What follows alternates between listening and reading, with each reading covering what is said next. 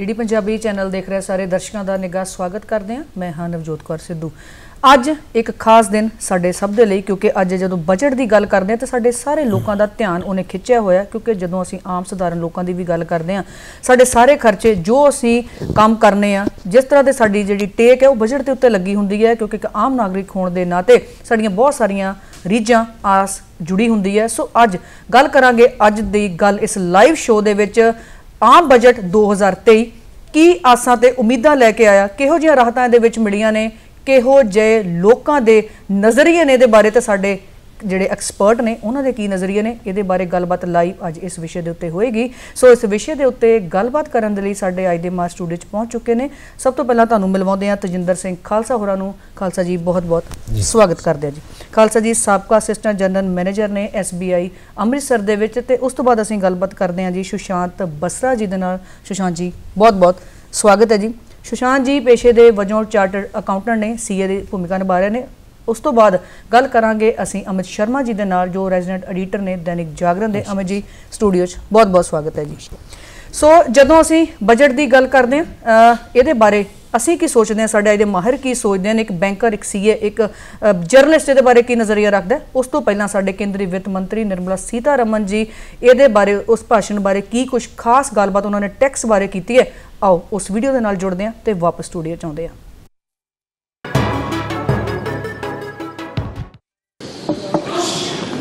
Now I come to what everyone is waiting for. Personal income tax. I have 5 major announcements to make in this regard. These primarily benefit our hard-working middle class. The first one concerns rebate. Currently, those with income up to 5 lakh do not pay any tax, do not pay any income tax in both old and new regimes. I propose to increase the rebate limit to 7 lakhs in the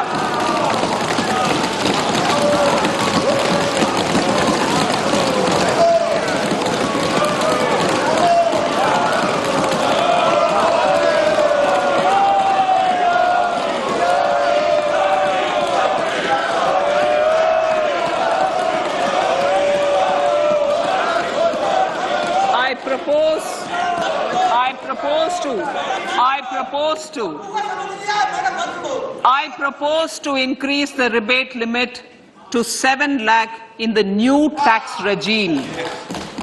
Thus, persons in the new tax regime with income up to 7 lakhs will not have to pay any tax at all. The second proposal relates to middle class individuals. I had introduced in the year 2020 the new personal income tax regime with 6 income slabs starting from 2.5 lakh. I propose to change the tax structure in this regime by reducing the number of slabs to 5 and increasing the tax exemption limit to 3 lakhs. The new tax rates are 0 to 3 lakh, nil. 3 to 6 lakhs, 5%. 6 to 9 lakhs, 10%. 9 to 12 lakh, 15%. 12 to 15 lakhs, 20%. And above 15 lakhs, 30%. This will provide major relief to all taxpayers in the new regime. An individual with an annual income of 9 lakhs will be required to pay only 45,000 rupees. This is only 5% of his or her income. It is a reduction of 25% on what he or she is required to pay now. That is only 45,000. Similarly, an individual with an income of 15 lakh rupees would be required to pay only 1.5 lakh or 10% of his income or her income, a reduction of 20% from the existing liability of 1,87,500 rupees. My third proposal is for the salaried class and the pensioners, including family pensioners, for whom I propose to extend the benefit of standard deduction to the new tax regime each salaried person with an income of 15.5 lakh rupees or more will thus stand to benefit by 52,500 rupees. My fourth announcement in personal income tax is regarding the highest tax rate, which in our country is 42.74%. This is among the highest in the world. I propose to reduce the highest surcharge. I propose to reduce the highest surcharge rate from 37% to 25% in the new tax regime.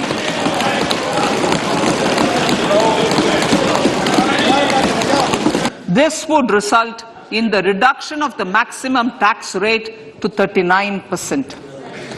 Lastly, the limit of 3 lakh rupees for tax exemption on leave encashment on retirement of non-government salaried employees was last fixed in the year 2002, when the highest basic pay in the government was only 30,000 rupees per month. In line with the increase in the government salaries, I am proposing to increase this limit to 25 lakh rupees.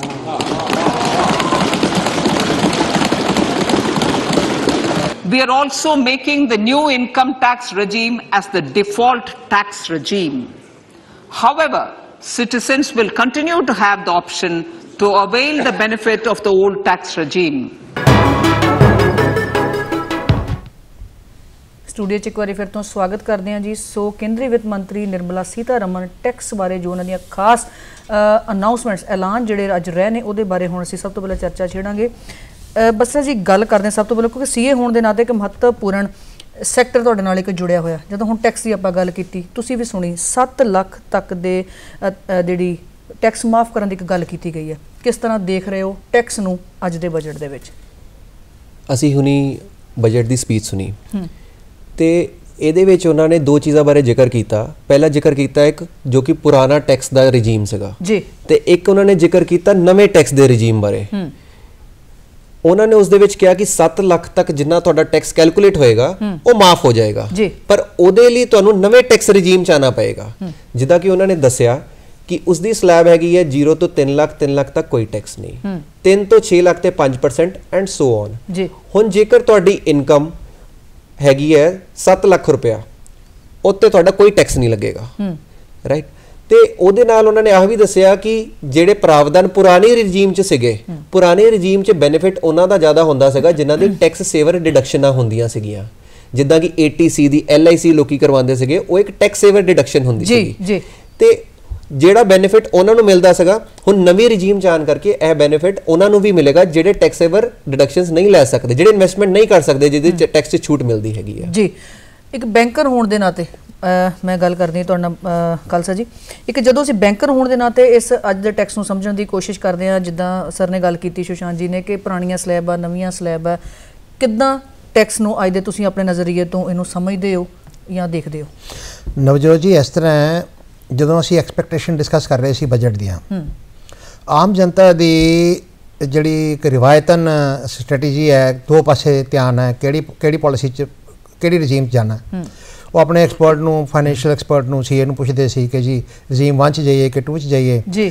ਇੱਕ ਮੈਂ ਰਿਵਾਇਤ ਨੇ ਇਸ ਕਰਕੇ ਕਿਹਾ ਹੈ ਕਿ ਰਿਵਾਇਤ ਪੈ ਚੁੱਕੀ ਸੀ ਪੁਰਾਣੇ ਜਾਂ ਨਵੇਂ ਅਸੈਸਿਸ ਦੇ ਵਿੱਚ ਕਿ ਉਹ ਆਪਣੀ ਬੱਚਤ ਕਰਨ ਦੇ ਆਦੀ ਹੋ ਗਏ। 1.5 ਲੱਖ ਰੁਪਈਆ ਮੈਂ ਪਾਣਾ ਹੀ ਪਾਣਾ PPF ਦੇ ਵਿੱਚ, ਜਾਂ ਮੈਂ ਹਾਊਸ ਲੋਨ ਲਿਆ ਮੈਂ ਰਿਬੇਟ ਲੈਣੀ ਹੈ, ਜਾਂ ਮੈਂ ATD ਦਾ ਬੈਨੀਫਿਟ ਲੈਣਾ, ਮੈਂ ਆਪਣਾ ਹੈਲਥ ਇੰਸ਼ੋਰੈਂਸ ਕਰਾਉਣਾ, ਨਾਲੇ ਮੇਰੀ ਸਿਹਤ ਕਵਰ ਹੋ ਜਾਏਗੀ ਤੇ ਨਾਲੇ ਮੇਰਾ ਰਿਬੇਟ ਮਿਲ ਜਾਏਗੀ। ਇਹ ਜਿਹੜੇ ਰੁਝਾਨ ਸੀਗੇ, ਇਹਨਾਂ ਨੂੰ ਜਿਹੜਾ ਅਸੈਸੀ ਹੈ ਉਹਨੂੰ ਮੁੜ ਵਿਚਾਰ ਕਰਨਾ ਪਏਗਾ। ਜਦੋਂ ਅਸੀਂ ਅੰਕੜੇ ਦੇਖਦੇ ਸੀ ਕਿ ਸੇਵਿੰਗ ਜਿਹੜੀ ਹੈ ਡੋਮੈਸਟਿਕ ਸੇਵਿੰਗ ਥੋੜੀ ਥੱਲੇ ਜਾ ਰਹੀ ਹੈ, ਉਦੋਂ ਸਾਨੂੰ ਇਹ ਲੱਗਦਾ ਸੀ ਕਿ ਜਿਹੜੀ ਰਿਬੇਟ ਹੈ ATC ਦੀ ਇਹ ਸ਼ਾਇਦ ਸਨ 14 ਦੀ ਚੱਲੀ ਆ ਰਹੀ ਹੈ, ਕੁਝ ਵਧੇਗੀ। ਤੇ ਜੇ ਨਹੀਂ ਵਧੀ ਤੇ ਸਰਕਾਰ ਨੇ ਡਿਪੋਜ਼ਿਟ ਵਾਸਤੇ ਦੂਜੇ ਪਾਸੇ ਅੱਛਾ ਸਟੈਪ ਲੈ ਲਿਆ ਕਿ ਸੀਨੀਅਰ ਸਿਟੀਜ਼ਨ ਦਾ ਜਿਹੜਾ ਸਕੀਮ ਹੈ ਉਹ 15 ਤੋਂ 30 ਲੱਖ ਤੇ ਲੇਡੀਜ਼ ਵਾਸਤੇ ਵੀ ਇੱਕ ਸਪੈਸ਼ਲ ਸਕੀਮ 2 ਲੱਖ ਦੀ ਇਹਨਾਂ ਨੇ ਲਾਂਚ ਕੀਤੀ ਹੈ। तो ਗ੍ਰਹਿਣੀਆਂ ਨੂੰ ਬਚਤ ਕਰਨ ਦੇ ਵਿੱਚ ਮੋਟੀਵੇਟ ਕਰਨਾ ਔਰ senior citizens are having some surplus social benefit with them ਉਹਨਾਂ ਦੇ ਸਰਵਾਈਵਲ ਵਾਸਤੇ ਫੰਡ ਰੱਖੇ ਹੁੰਦੇ ਆ तो इस करके डिपॉजिट ਦੇ ਵਿੱਚ ਤੇ ਥੋੜੀ ਸਪੋਰਟ ਮਿਲੇਗੀ ਤੇ ਬਾਕੀ ਰੁਝਾਨ ਜਿਹੜਾ ਉਹ ਬਦਲੇਗਾ ਔਰ ਜਿਹੜੇ ਅਸੈਸੀ ਨੇ ਉਹਨਾਂ ਨੂੰ ਰੀਕਨਸੀਡਰ ਕਰਨਾ ਪਏਗਾ ਆਪਣੀ ਸਟ੍ਰੈਟਜੀ ਨੂੰ ਜੀ ਅਮਿਤ ਜੀ ਕਿਉਂਕਿ ਤੁਸੀਂ ਜਦੋਂ ਆਪਾਂ ਗੱਲ ਕਰਦੇ ਹਾਂ ਪੱਤਰਕਾਰਤਾ ਦੀ ਤਾਂ ਇੱਕ ਮਹੱਤਵਪੂਰਨ ਅੰਗ ਆ ਸੋਸਾਇਟੀ ਦਾ ਲੋਕਾਂ ਨਾਲ ਜ਼ਿਆਦਾ ਤੁਸੀਂ ਜੁੜਦੇ ਆ ਵਾਹ ਵਾਸਤਾ ਰਹਿੰਦਾ ਅਗਰ ਲੋਕਾਂ ਦੇ ਹਿਸਾਬ ਦੇ ਨਾਲ ਸਮਝਣ ਦੀ ਕੋਸ਼ਿਸ਼ ਕਰੀਏ ਤਾਂ ਇੱਕ ਜਰਨਲਿਸਟ ਹੋਣ ਦੇ ਨਾਤੇ ਤੁਹਾਨੂੰ ਕੀ ਲੱਗਦਾ ਕਿ ਲੋਕ ਜੋ ਟੈਕਸ ਦੇ ਵਿੱਚ ਇਸ ਵਾਰ ਰਿਬੇਟ ਮਿਲੀ ਜੋ ਨਵੀਆਂ ਜਿਹੜੀਆਂ ਸਲੈਬਸ ਦੀ ਗੱਲ ਕੀਤੀ ਗਈ ਉਹਨੂੰ ਤੋੜਨ ਦੀ ਗੱਲ ਕੀਤੀ ਗਈ ਠੀਕ ਹੈ ਉਹ ਲੋਕਾਂ ਦਾ ਮੁਲਾਂਕਣ ਕਿਵੇਂ ਕਰਦੇ ਉਹਦਾ ਆਪਾਂ देखो जे आप बजट की गल करिए मैं ये मानता कि सरकार की जो भी कोई पॉलिसी आती है या कोई चीज़ सामने होंगी है उसके नज़रिए एक तो उस विषय के माहिरां वालों होंदे ने एक होंदे कि जिहड़े आम पब्लिक के नज़रिए मांग दिखते जिहदे असीं सरकार दियां कुछ विजन कुछ उन्हों की जी सोच है डायरैक्शन जी अगली होने वाली है उन्होंने देखते हैं जी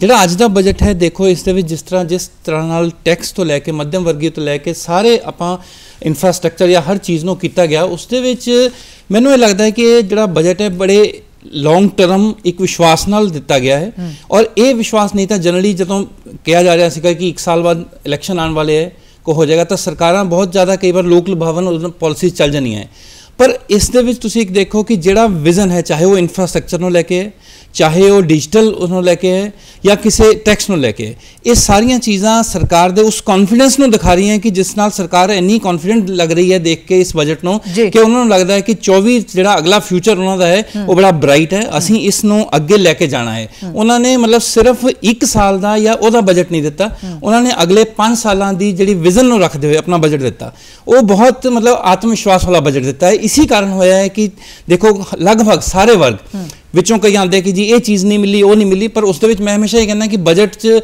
कदे किसी साल एक फोकस होंदा है कदे दूसरा फोकस होंदा है जो लॉन्ग टर्म का बजट है उस चीज़ में मैं इसमें लॉन्ग टर्म का बजट देखता कि ये बड़ी गूढ़ नीति के नाल अगले जिहड़े अगले 5 साल ने उसनों ध्यान नाल रखते हुए किया जी जी अमित जी इसे गल दे उत्ते दोबारा फिर वापस आवांगे जिंदर दूरदर्शन की टीम वालों लोकां नाल कुछ गलबात की गई साडे नुमाइंदियां वालों इस आम बजट नूं लैके सो सब तो पहला आपां जलंधर चलदे हां देखदे हां लोग इहदे बारे की कहंदे ने सो वापस आउने स्टूडियो च ये बजट पहली बारी मैं समझदा कि शलाघायोग नूं मैं कहांगा क्योंकि इहदे विच सारिआं नूं इनकम टैक्स स्लैब दे विच कुछ राहत मिली है ਇਹਦੇ ਨਾਲ ਸਾਡੇ ਨੈਸ਼ਨਲਿਸਟਾਂ ਦੇ ਖਾਸ ਕਰਕੇ ਆਮ ਪਬਲਿਕ ਦੇ ਚਿਹਰੇ ਤੇ ਵੀ ਰੌਣਕ ਆਈ ਹੈ ਪੰਜਾਬ ਗਵਰਨਮੈਂਟ ਤਾਂ ਇੰਡਸਟਰੀ ਬਾਰੇ ਕੁਝ ਸੋਚ ਨਹੀਂ ਰਹੀ ਕੁਝ ਵੀ ਨਹੀਂ ਸੋਚ ਰਹੀ ਵੀ ਇੰਡਸਟਰੀ ਜਿਹੜੀ ਹੈ ਉਹ ਖੀਲੇ ਸਾਹਾਂ ਤੇ ਆ ਸੋ ਜੇ ਤੁਸੀਂ ਇੰਡਸਟਰੀ ਨੂੰ ਉਤਸ਼ਾਹ ਦਿਓਗੇ ਤੇ ਮੇਰਾ ਖਿਆਲ ਹੈ ਵੀ ਇੱਥੇ ਇੰਪਲੋਇਮੈਂਟ ਵੀ ਜ਼ਿਆਦਾ ਮਿਲੇਗੀ ਸਾਡੇ ਬੱਚੇ ਬਹੁਤ ਫੋਰਨ ਕੰਟਰੀ 'ਚ ਵੀ ਨਹੀਂ ਜਾਣਗੇ ਇਹੀ ਮੇਰੀ ਗਵਰਨਮੈਂਟ ਅੱਗੇ ਰਿਕੁਐਸਟ ਹੈ पिछले 5 ਸਾਲਾਂ ਦੇ ਵਿੱਚ ਇਹ ਬਜਟ ਜਿਹੜਾ ਹੈ ਵਧੀਆ ਹੈ ਕਿਉਂਕਿ ਇਹਦੇ ਵਿੱਚ ਜਿੱਥੇ ਹੋਰ ਸਮਾਜ ਨੂੰ ਵਧੀਆ ਕੁਝ ਮਿਲਿਆ ਹੈ ਉੱਥੇ ਸੀਨੀਅਰ ਸਿਟੀਜ਼ਨ ਨੂੰ ਚੰਗਾ ਮਿਲਿਆ ਕਿਉਂਕਿ ਜਿਹੜਾ ਇਨਕਮ ਟੈਕਸ ਹੈ ਉਹ 5 ਲੱਖ ਤੋਂ ਸਿੱਧਾ 7 ਲੱਖ ਹੋ ਗਿਆ ਹੈ ਉਸ ਤੋਂ ਇਲਾਵਾ ਸੀਨੀਅਰ ਸਿਟੀਜ਼ਨ ਨੂੰ ਇੱਕ ਸੇਵਿੰਗ ਸਕੀਮ ਹੈ ਜਿਹੜੀ ਕਿ ਅਸੀਂ ਪੋਸਟ ਆਫਿਸ ਦੇ ਵਿੱਚ ਕਰਦੇ ਹਾਂ ਉਹ ਪਹਿਲਾਂ 15 ਲੱਖ ਸੀ ਹੁਣ ਉਹ 30 ਲੱਖ ਤੱਕ ਹੋ ਗਈ ਹੈ ਜਿਸ 'ਤੇ ਸਾਨੂੰ ਵਿਆਜ ਵੀ ਚੰਗਾ ਮਿਲਦਾ ਹੈ 8% ਤੱਕ ਵਿਆਜ ਮਿਲਦਾ ਹੈ ये चंगी स्कीम है देखो इन्ना फर्क पैना डबल हो जाना बड़ा है बजट का भी जोड़ा है इनकम टैक्स 2 लाख का इकट्ठा फर्क पैना इनकम टैक्स बहुत बचत होंगी है मैनू बहुत ही अच्छा लग्या बजट क्योंकि वो मिडिल क्लास फ्रेंडली है तो टैक्स पेयर फ्रेंडली है मैं खुद एक टैक्स पेयर हाँ मैनू बड़ा वधिया लग्या कि साडी सेविंग होने वाली है साडा टैक्स स्लैब जिहड़ा इन्होंने 5 लाख तो 7 लाख कर दिता है प्लस साडी लेडीज़ वास्ते इन्होंने बहुत ही वधिया एक स्कीम निकाली है जिहड़ी कि पोस्ट ऑफिस विच असी अपने पैसे डिपॉजिट कर सकते हैं और सानू 2 साल दे विच एक अच्छा ब्याज देने का उन्हों का एक विचार हैगा है ये साडी सब भैनों नूं बहुत ही फायदा देने वाला है प्लस एक मैडिकल पेशे दे विच होने करके मैनूं लगदा है कि नर्सिंग कॉलेजेस भी नवे बहुत सारे खुले हैं जिहदे विच साडी बच्चियां एक स्किल्ड कैटेगरी दे विच एक अच्छा अपना योगदान दे सकदियां वो एक अपने पैरों ते खड़े होने का उन्हां लई बहुत अच्छा मौका है और नाल ही मैं देख रही हाँ कि जो जोड़ा बजट है ग्रीन एनवायरनमेंट फ्रेंडली है ये साड़ी ग्रीन एनर्जी वाल ज़्यादा बजट का एक पार्ट पाया गया है ताकि साड़ा एनवायरनमेंट जोड़ा पोल्यूशन फ्री हो और हैल्थ फ्रेंडली हो प्रोग्रेसिव बजट है ये बड़ा डिवेलपमेंट की बड़ी गल हुई है ਜਿੱਧਰ ਤੱਕ ਮੈਂ ਆਪਣੇ ਖੇਤਰ ਜਿਹੜਾ ਕਿ ਬੈਂਕਿੰਗ ਸੈਕਟਰ ਹੈ ਇਹਦੀ ਗੱਲ ਕਰਾਂ, ਜਦੋਂ ਦੇਸ਼ ਪ੍ਰਗਤੀ ਕਰੇਗਾ, ਅੱਗੇ ਵਧੇਗਾ, ਤਾਂ ਆਟੋਮੈਟਿਕਲੀ ਬੈਂਕਿੰਗ ਤਾਂ ਜਿਹੜੀ ਹੈ ਉਹ ਅੱਗੇ ਵਧਣੀ ਹੈ।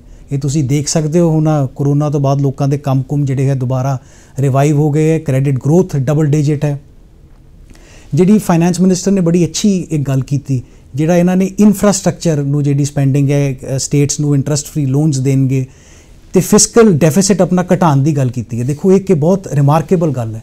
ਜੇ ਡੈਫਿਸਿਟ ਘਟੇਗਾ, ਬੋਰਿੰਗ ਵਗੈਰਾ ਘਟਦੀ ਹੈ। ਅੱਜ ਤੁਸੀਂ ਦੇਖ ਸਕਦੇ ਹੋ ਕਿ ਜਿੱਦਾਂ ਬੈਂਕਿੰਗ ਸਟਾਕ ਸੀ ਜਿਹੜੇ ਨਿਫਟੀ 'ਚ, ਉਹ ਕਿੰਨੀ ਉੱਪਰ ਚਲੇ ਗਏ। ਜਿੱਦਾਂ ਅਸੀਂ ਆਪਣੀ ਇਨਵੈਸਟਮੈਂਟਸ ਕਰਦੇ ਹਾਂ ਜਿਹੜੀ ਗਵਰਨਮੈਂਟ ਸਿਕਿਉਰਿਟੀਜ਼ 'ਚ, ਉਹ ਬਿਲਕੁਲ ਐਨ ਉੱਪਰ ਨੂੰ ਗਈਆਂ। ਇਹ ਸਭ ਮਤਲਬ ਉਹਨਾਂ ਦੀ ਸਪੀਚ ਦੇ ਕਰਕੇ ਹੀ ਹੈ, ਜਿਹੜਾ ਉਹਨਾਂ ਨੇ ਇੱਕ ਸਾਨੂੰ ਪ੍ਰੋਗਰੈਸਿਵ ਰਸਤਾ ਅੱਗੇ ਦਿਖਾਇਆ ਹੈ। ਤੇ ਆਟੋਮੈਟਿਕਲੀ ਜੀ ਬੈਂਕਿੰਗ ਤਾਂ ਇਜ਼ ਬਾਉਂਡ ਕਿ ਤਾਂ ਅੱਗੇ ਜਾਣੀ ਹੈ। ਇਹਦੇ ਵਿੱਚ ਕੋਆਪਰੇਟਿਵ ਮੂਵਮੈਂਟ ਲਈ ਜਿਹੜਾ 900 ਕਰੋੜ ਤੁਸੀਂ ਸੀਤਾਰਮਨ ਜੀ ਨੇ ਇਹ ਬਜਟ ਜਿਹੜਾ ਕੋਆਪਰੇਟਿਵ ਦੇ ਵਿੱਚ ਬਜਟ ਇਹ ਦਿੱਤਾ, ਇਹ ਬਹੁਤ ਵਧੀਆ ਦਿੱਤਾ ਔਰ ਇਹ ਸਲਾਹਨਾਯੋਗ ਹੈ। ਇਹਦੇ ਨਾਲ ਕੋਆਪਰੇਟਿਵ ਮੂਵਮੈਂਟ ਵਾਸਤੇ ਜਿਹੜੀ ਉਹਨਾਂ ਨੇ ਕੰਪਨਸੇਸ਼ਨਸ ਦਿੱਤੀਆਂ ਨੇ ਐਗਰੀਕਲਚਰ ਸੈਕਟਰ ਵਾਸਤੇ, ਉਹ ਵੀ ਬਹੁਤ ਵਧੀਆ ਨੇ। ਇਸੇ ਤਰ੍ਹਾਂ ਹੀ ਉਹਨਾਂ ਨੇ ਜਿਹੜੀ ਨੈਸ਼ਨਲ ਕੋਆਪਰੇਟਿਵ ਇੱਕ ਡਾਟਾਬੇਸ ਜਿਹੜਾ ਬਣਾਉਣਾ ਸ਼ੁਰੂ ਕੀਤਾ, ਉਹ ਵੀ ਬਹੁਤ ਵਧੀਆ, ਉਹ ਵੀ ਸ਼ਲਾਘਾਯੋਗ ਹੈ। ਇਸੇ ਤਰ੍ਹਾਂ ਹੀ ਜਿਹੜੀਆਂ ਸ਼ੂਗਰ ਮਿਲਾਂ ਦਾ ਜਿਹੜਾ ਬਕਾਇਆ ਰਹਿੰਦਾ ਸੀ 16-17 ਦੇ ਵਿੱਚ, ਉਹਨੂੰ ਦੇਣ ਤੇ ਜਿਹੜਾ ਐਕਸਪੈਂਡੀਚਰ ਜਿਹੜਾ ਉਹ ਤੇ ਲਿਮਿਟ ਜਿਹੜੀ ਉਹ ਖਤਮ ਕੀਤੀ ਆ, ਉਹ 1000 ਕਰੋੜ ਦਿੱਤਾ, ਉਹ ਵੀ ਬਹੁਤ ਵਧੀਆ ਦਿੱਤਾ ਔਰ ਕੋਆਪਰੇਟਿਵ ਮੂਵਮੈਂਟ ਨੂੰ ਇਸ ਤਰ੍ਹਾਂ ਸਟਰੋਂਗ ਕਰਨ ਦਾ ਉਪਰਾਲਾ ਕੀਤਾ ਗਿਆ। ਜੀ ਇੱਕ ਵਾਰੀ ਸਟੂਡੀਓ 'ਚ ਫਿਰ ਤੋਂ ਸਵਾਗਤ ਹੈ ਜੀ। ਗੱਲ ਕਰਦੇ ਹਾਂ ਉਹਨਾਂ ਲੋਕਾਂ ਬਾਰੇ ਜਿਨ੍ਹਾਂ ਦੇ ਅਸੀਂ ਵਿਚਾਰ ਜਿਹੜੇ ਸੁਣੇ ਨੇ। ਹੁਣ ਜਦੋਂ ਅਸੀਂ ਲੋਕਾਂ ਦੀ ਗੱਲ ਕਰਦੇ ਹਾਂ ਤੇ ਚਰਚਾ ਇਸ ਗੱਲ ਤੇ ਵੀ ਕਰਨੀ ਬਣਦੀ ਹੈ ਕਿ ਲੋਕਾਂ ਨੇ ਜੋ ਪੁਆਇੰਟ ਚੱਕੇ ਉਹਨਾਂ ਬਾਰੇ ਸਾਡੇ ਮਾਹਿਰ ਕੀ ਕਹਿੰਦੇ ਨੇ। ਮੈਂ ਸਭ ਤੋਂ ਪਹਿਲਾਂ ਗੱਲ ਕਰਦੀ ਹਾਂ ਬਸਰ ਜੀ ਤੁਹਾਡੇ ਨਾਲ 2 ਪੁਆਇੰਟ, ਇੰਡਸਟਰੀ ਤੇ ਕੋਆਪਰੇਟਿਵ ਸੁਸਾਇਟੀਜ਼ ਜਾਂ ਕੋਆਪਰੇਟਿਵ ਡਿਵੈਲਪਮੈਂਟ ਦੀ ਜਿਹੜੀ ਗੱਲ ਹੋਈ ਆ ਲੋਕਾਂ ਦੇ ਵੱਲੋਂ, ਕੀ ਤੁਹਾਨੂੰ ਲੱਗਦਾ ਕਿ ਕੀ ਖਾਸ ਇਹਨਾਂ ਲੋਕਾਂ ਬਾਰੇ ਇਸ ਚੀਜ਼ ਬਾਰੇ, ਕਿਉਂਕਿ ਲੋਕ ਜਿਹੜੇ ਨੇ ਤੇ ਖੁਸ਼ੀ ਜ਼ਾਹਿਰ ਕਰ ਰਹੇ ਨੇ? ਤੁਸੀਂ ਮੇਰੇ ਤੋਂ ਪੁੱਛਿਆ ਕਿ ਕੋਆਪਰੇਟਿਵ ਸੁਸਾਇਟੀ ਤੇ ਇੰਡਸਟਰੀ ਦੇ ਵਿੱਚ ਇਸ ਬਜਟ ਦੇ ਵਿੱਚ ਕੀ ਹੈ ਜੀ। ਹੁਣ ਅਸੀਂ ਗੱਲ ਕਰੀਏ ਕੋਆਪਰੇਟਿਵ ਸੁਸਾਇਟੀ ਦੇ ਬਾਰੇ। ਜਦ ਕੋਈ ਕੰਪਨੀ, ਇੰਡਸਟਰੀ ਕੋਈ ਕੰਪਨੀ ਮੈਨੂਫੈਕਚਰਿੰਗ ਦੇ ਵਿੱਚ ਹੈਗੀ ਹੈ ਤੇ ਉਹਦੇ ਤੇ ਪ੍ਰਾਵਧਾਨ ਹੈਗੇ ਕਿ ਉਹ 15% ਟੈਕਸ ਪੇ ਕਰ ਸਕਦੀ ਹੈ। ਜਿੰਨੀ ਵੀ ਉਹਦੀ ਆਮਦਨ ਹੋਏਗੀ ਉਹਦੇ ਤੇ 15% ਟੈਕਸ ਪੇ ਕਰ ਸਕਦੀ ਹੈ ਜੀ, ਪ੍ਰੋਵਾਈਡਡ ਕੁਝ ਕੰਡੀਸ਼ਨਾਂ ਨੇ ਉਹ ਮੀਟ ਕਰਨੀਆਂ ਪੈਂਦੀਆਂ ਨੇ ਉਸ ਕੰਪਨੀ ਨੂੰ। ਬਸ ਇਸ ਬਜਟ ਦੀ ਸਪੀਚ ਦੇ ਵਿੱਚ ਸਰਕਾਰ ਨੇ ਕੀਤਾ ਹੈ ਕਿ ਕੋਆਪਰੇਟਿਵ ਸੁਸਾਇਟੀਜ਼ ਲਈ ਵੀ 15% ਦੀ ਟੈਕਸ ਦਰਾਂ ਲੈ ਕੇ ਆਏ ਨੇ ਤੇ ਉਹਨਾਂ ਨੂੰ ਵੀ ਨਾਲ ਕੁਝ ਕੰਡੀਸ਼ਨਾਂ ਜਿਹੜੀਆਂ ਉਹ ਮੀਟ ਕਰਨੀਆਂ ਪਊਗੀਆਂ ਜੀ। ਇਹ ਗੱਲ ਹੋ ਗਈ ਪਹਿਲੇ ਕੋਆਪਰੇਟਿਵ ਸੁਸਾਇਟੀ ਦੇ ਬਾਰੇ ਕਿ ਉਹਨਾਂ ਨੇ ਟੈਕਸ ਦੀਆਂ ਦਰਾਂ ਘਟਾਤੀਆਂ ਤਾਂ ਕਿ ਕੋਆਪਰੇਟਿਵ ਸੁਸਾਇਟੀ ਵੀ ਇੱਕ ਇਹੋ ਜਿਹਾ ਏਰੀਆ ਹੈਗਾ ਜਿਹਦੇ ਵਿੱਚ ਕਾਫੀ ਸਾਰੇ ਅਨਆਰਗੇਨਾਈਜ਼ਡ ਏਰੀਆ, ਜਿਹਦੇ ਵਿੱਚ ਕਾਫੀ ਸਾਰੇ ਲੋਕ ਮਿਲ ਕੇ ਇੱਕ ਕੋਆਪਰੇਟਿਵ ਸੁਸਾਇਟੀ ਨੂੰ ਰਨ ਕਰਦੇ ਆ ਤੇ ਉਹਨਾਂ ਕੋਲ ਐਡਵਾਂਸ ਫੈਸਿਲਿਟੀਆਂ ਨਹੀਂ ਹੁੰਦੀਆਂ ਤੇ ਉਹ ਇसी करके सरकार ने उन्होंने टैक्स दर जी बैलेंस कर दिते ताकि एक हेल्दी कंपीटिशन बन सके जी। हुण जे आपां करिए इंडस्ट्री बारे गल, साडे इनकम टैक्स के तहत दे विच स्टार्टअप इंडिया नूं लैके काफ़ी सारे प्रावधान ने। कुछ प्रावधान इवें भी सीगे कि जिस दे विच ओह कहिंदे सीगे कि उन्हां नूं जिन्ना भी प्रॉफिट होएगा सारा दा सारा प्रॉफिट माफ जी। उन्होंने वो प्रावधान 1 अप्रैल 2023 तक सीगे इस साल, उन्होंने वो प्रावधान 1 साल तो होर वधा दिते ने ताकि जेकर ਉਹ ਵਾਲੀ डिडक्शन क्लेम करना चाहते हैं। बेसिकली सरकार ने बिजनेस ਨੂੰ बूस्ट करने ਲਈ प्रावधान लेके आए ने ਤੇ ਇਹ ਇੰਡਸਟਰੀ ਬਾਰੇ ਸਰਕਾਰ ਦਾ ਜਿਹੜਾ ਮੂਵ ਹੈਗਾ ਇਹ ਮੈਨੂੰ ਬਹੁਤ ਠੀਕ ਲੱਗ ਰਿਹਾ ਹੈਗਾ ਜੀ। ਇੱਕ ਅਸੀਂ ਖਾਲਸਾ ਜੀ ਗੱਲ ਕਰਦੇ ਹਾਂ, ਇਸ ਤੋਂ ਬਾਅਦ ਇੱਕ ਹੋਰ ਗੱਲ ਹੋਈ ਆ ਸੀਨੀਅਰ ਸਿਟੀਜ਼ਨਸ ਨੂੰ ਲੈ ਕੇ। ਕਹਿੰਦੇ ਜੀ ਸੀਨੀਅਰ ਸਿਟੀਜ਼ਨ ਨੂੰ ਲੈ ਕੇ ਵੀ ਅਸੀਂ ਖੁਸ਼ੀ ਵਿਅਕਤ ਕਰਦੇ ਹਾਂ। ਕੀ ਖਾਸ ਹੈ ਇਸ ਬਜਟ ਦੇ ਵਿੱਚ ਉਹਨਾਂ ਨੂੰ ਲੈ ਕੇ? ਸੀਨੀਅਰ ਸਿਟੀਜ਼ਨਸ ਦਾ ਕਾਫੀ ਸਾਲ ਤੋਂ ਆਸ਼ਾ ਕਰਦੇ ਆਏ ਹੈ ਕਿ ਸਾਡੀ ਸੁਣੀ ਜਾਵੇ। ਉਹਨਾਂ ਕੋਲ ਜ਼ਿੰਦਗੀ ਦੀ ਸਰਮਾਇਆ, ਉਹਨਾਂ ਦੀ ਥੋੜੀ ਜਿਹੀ ਸੇਵਿੰਗ ਪਈ ਹੁੰਦੀ ਬੈਂਕਾਂ 'ਚ। ਬੈਂਕਾਂ ਦੇ ਰੇਟ 4% 5%, ਉਹਦੇ 'ਤੇ ਵੀ TDS ਜੀ। ਉਹ ਵਿਚਾਰੇ ਇਹ ਮਹਿਸੂਸ ਕਰਦੇ ਸੀ ਕਿ ਸਾਡੇ ਕਮਾਈ ਦੇ ਸਾਧਨ ਰਹੇ ਨਹੀਂ ਹੈ, ਅਸੀਂ ਇਹਨਾਂ ਜਦ ਤੱਕ ਸਵਾਸ ਗਿਆ ਇਹਨਾਂ ਪੈਸਿਆਂ ਨਾਲ ਰੋਟੀ ਖਾਣੀ ਹੈ ਤੇ ਇਹ ਪੈਸੇ ਜਿਹੜੇ ਆ ਇਹ ਗਰੋਥ ਨਹੀਂ ਹੋ ਰਹੀ, ਇਨਫਲੇਸ਼ਨ ਦੇ ਨਾਲ ਰਿਲੇਟ ਕਰਕੇ ਵੀ ਨਹੀਂ ਤਾਂ ਸੈਟਿਸਫਾਈਡ ਸੀ। ਇਹਨਾਂ ਨੇ ਜਿਹੜਾ ਰੇਟ ਆਫ ਇੰਟਰਸਟ ਅੱਛਾ ਕੀਤਾ ਸੀ ਸੀਨੀਅਰ ਸਿਟੀਜ਼ਨ ਸਕੀਮ ਦੇ ਵਿੱਚ, ਹੁਣ ਵੀ 7.60 ਹੈਗਾ ਜੀ। ਔਰ ਇਹਨਾਂ ਨੇ ਸੀਨੀਅਰ ਸਿਟੀਜ਼ਨ ਦੀ ਜਿਹੜੀ ਸੇਵਿੰਗ ਦੀ ਲਿਮਿਟ ਹੈ ਉਹ 15 ਲੱਖ ਤੋਂ ਵਧਾ ਕੇ 30 ਲੱਖ ਕੀਤੀ ਹੈ। ਇਹ ਬਹੁਤ ਅੱਛਾ ਸਟੈਪ ਹੈ ਔਰ ਇਹ ਬਹੁਤ ਵੱਡੀ ਰਾਹਤ ਹੈ ਸੀਨੀਅਰ ਸਿਟੀਜ਼ਨ ਨੂੰ ਜੀ। ਅਮਿਤ ਜੀ, ਇੱਕ ਹੋਰ ਵਜ੍ਹਾ 'ਚ ਪੁਆਇੰਟ ਉੱਠਿਆ, ਇੱਕ ਜਿਹੜੇ ਫੀਮੇਲ ਸੀ ਉਹ ਗੱਲ ਕਰ ਰਹੇ ਸੀਗੇ ਕਿ ਔਰਤਾਂ ਲਈ ਖਾਸ ਕਰਕੇ ਉਹਨੇ ਫੋਕਸ ਕੀਤਾ ਕਿ ਅਸੀਂ ਜਿਹੜੀਆਂ ਮੱਧ ਵਰਗੀ ਪਰਿਵਾਰਾਂ ਦੇ ਲੋਕ ਆ, ਔਰਤਾਂ ਆ, ਸਾਡੇ ਲਈ ਖਾਸ ਤੌਰ 'ਤੇ ਬਜਟ ਦੇ ਵਿੱਚ ਧਿਆਨ ਰੱਖਿਆ ਗਿਆ। ਕਿਹੋ ਜਿਹਾ ਧਿਆਨ ਮੱਧ ਵਰਗੀ ਪਰਿਵਾਰਾਂ ਲਈ ਰੱਖਿਆ ਗਿਆ? देखिए जे डायरैक्टली ਆਪਾਂ ਗੱਲ ਕਰੀਏ ਤਾਂ ਉਹਨਾਂ ਨੇ ਜਿਹੜਾ ਇੱਕ ਐਡਰੈਸ ਕਰਦੇ ਹੋਏ ਕਿਹਾ ਕਿ ਮਹਿਲਾ सम्मान निधि ਜਿਹੜੀ ਉਹ ਕੀਤੀ ਹੈ ਕਿ ਉਹਦੇ ਚ ਜਿਹੜਾ ਇੰਟਰਸਟ ਰੇਟ ਹੈ ਉਹਨਾਂ ਦੇ ਉਸ ਤੇ ਉਹ ਵਧਾਇਆ ਹੈ ਸਾਰਾ ਜੀ। ਪਰ ਮੈਂ ਇਹ ਮੰਨਦਾ ਕਿ ਸਿਰਫ ਔਰ ਸਿਰਫ ਆਪਾਂ ਮੈਂ ਜਿੱਦਾਂ ਪਹਿਲੇ ਕਿਹਾ ਕਿ ਆਪਾਂ ਬਹੁਤ ਲਿੰਕ ਹੋ ਕੇ ਦੇਖਦੇ ਹਾਂ ਕਿ ਹਾਂਜੀ ਡਾਇਰੈਕਟ ਇਹ ਕਿਸਾਨ ਨੂੰ ਮਿਲਿਆ ਜਾਂ ਇਹਨੂੰ ਮਿਲਿਆ। ਜੇ ਇਨ ਟੋਟੈਲਿਟੀ ਬਜਟ ਦੇਖੀਏ ਤਾਂ ਜਿਹੜੀ ਇੱਕ ਵੂਮਨ ਹੈ, ਅਸੀਂ ਇੱਕ ਪਾਸੇ ਕਹਿੰਦੇ ਹਾਂ ਕਿ ਜਿਹੜੀ ਵੂਮਨ ਹੈ ਉਹ ਪੂਰੇ ਘਰ ਨੂੰ, ਪੂਰੇ ਸਮਾਜ ਨੂੰ, ਪੂਰੇ ਦੇਸ਼ ਨੂੰ, ਰਾਸ਼ਟਰ ਨੂੰ ਚਲਾਉਂਦੀ ਹੈ। तो ਜਿਹੜੀਆਂ ਇਹ ਸਾਰੀਆਂ ਚੀਜ਼ਾਂ ਹੈ, ਚਾਹੇ ਤੁਸੀਂ ਜਿਹੜੇ ਚੀਜ਼ਾਂ ਕੁਝ ਮਹਿੰਗੀਆਂ ਕੀਤੀਆਂ, ਕੁਝ ਸਸਤੀਆਂ ਕੀਤੀਆਂ, ਜੇ ਬਾਈਸਾਈਕਲ ਇੰਡਸਟਰੀ ਤੇ ਜਾਂ ਇੰਡਸਟਰੀ ਤੇ ਉਹਨਾਂ ਨੇ ਇੰਪੋਰਟ ਡਿਊਟੀ ਜਿੱਦਾਂ ਬਾਈਸਾਈਕਲ ਦੀ ਇੰਪੋਰਟ ਡਿਊਟੀ ਘਟਾਈ ਹੈ, ਉਹ ਕਿਤੇ ਨਾ ਕਿਤੇ ਉਹ ਜਾ ਕੇ ਜਿਹੜੇ ਘਰ ਦੇ ਬਜਟ ਤੇ ਹੈ, ਠੀਕ ਹੈ, ਉਹ ਇੰਡਸਟਰੀ ਨਾਲ ਰਿਲੇਟਡ ਇੱਕ ਸੈਗਮੈਂਟ ਹੋ ਸਕਦੀ ਹੈ, ਲੇਕਿਨ ਉਹ ਓਵਰਆਲ ਟੋਟੈਲਿਟੀ सब जगह मैंने लगता है वो मिक्स होती है। सो जी एक डायरैक्ट बेनीफिट है, डायरैक्ट बेनीफिट तो कई उस सैगमेंट आएंगे।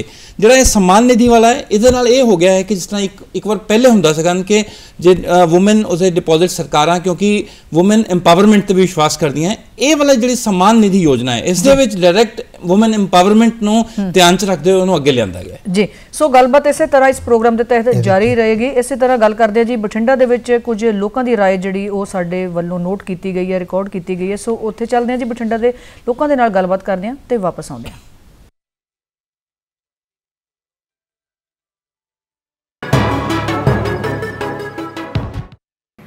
जो सरकार ने अज दा लोकल फॉर वोकल नूं लैके इनीशिएटिव लिता है उसनूं काफ़ी प्रेज़वर्दी है, क्योंकि मेरे ख्याल च जिहड़े भी नौजवान है अजकल बेरोज़गार घूम रहे हैं, नौकरियां लभ रहे हैं, तो उन्हां लई यह बहुत ही ज़्यादा वधिया गल है। ਅੱਜ ਦੇ ਬਜਟ ਵਿੱਚ ਹੀ ਨੌਜਵਾਨਾਂ ਵਾਸਤੇ ਕਈ ਚੀਜ਼ਾਂ ਬਹੁਤ ਫਾਇਦੇਮੰਦ ਕੀਤੀਆਂ, ਜਿਵੇਂ ਕੋਈ ਛੋਟਾ ਬਿਜ਼ਨਸਮੈਨ ਹੈ ਜਾਂ ਕੋਈ ਜੌਬ ਵਾਲਾ ਹੈ, ਉਹਦਾ 5 ਤੋਂ 7 ਲੱਖ ਤੱਕ ਦੀ ਛੂਟ ਦੇਤੀ ਉਹਨਾਂ ਨੂੰ। ਪਹਿਲਾਂ 5 ਲੱਖ ਤੱਕ ਦੀ ਸੀ, ਹੁਣ 7 ਲੱਖ ਤੱਕ ਦੀ ਦੇਤੀ। ਇਲੈਕਟ੍ਰਿਕ ਵਹੀਕਲ ਹੈ ਉਹ ਵੀ ਸਸਤੇ ਹੋ ਰਹੇ ਹੈ। ਅਤੇ ਦੂਜਾ ਜਿਹਨੇ ਨਵਾਂ ਬਿਜ਼ਨਸ ਕਰਨਾ ਹੈ MSME ਦੇ ਵਿੱਚ ਬਹੁਤ ਵੱਡੀ ਛੂਟ ਦਿੱਤੀ ਗਈ ਹੈ, ਜਿਹੜੀ 95% ਤੱਕ ਦੀ ਛੂਟ ਮਿਲੇਗੀ ਉਹਨੂੰ, ਉਹਦੇ ਪੈਸੇ ਵਾਪਸ ਹੋ ਜਾਣਗੇ। ਦੂਜਾ ਆਪਣਾ ਸਟਾਰਟਅਪਸ ਇੰਡੀਆ ਨੂੰ, ਸਟਾਰਟਅਪ ਦੇ ਵਿੱਚ ਬਹੁਤ ਫਾਇਦਾ ਕੀਤਾ ਹੈ ਸਰਕਾਰ ਨੇ।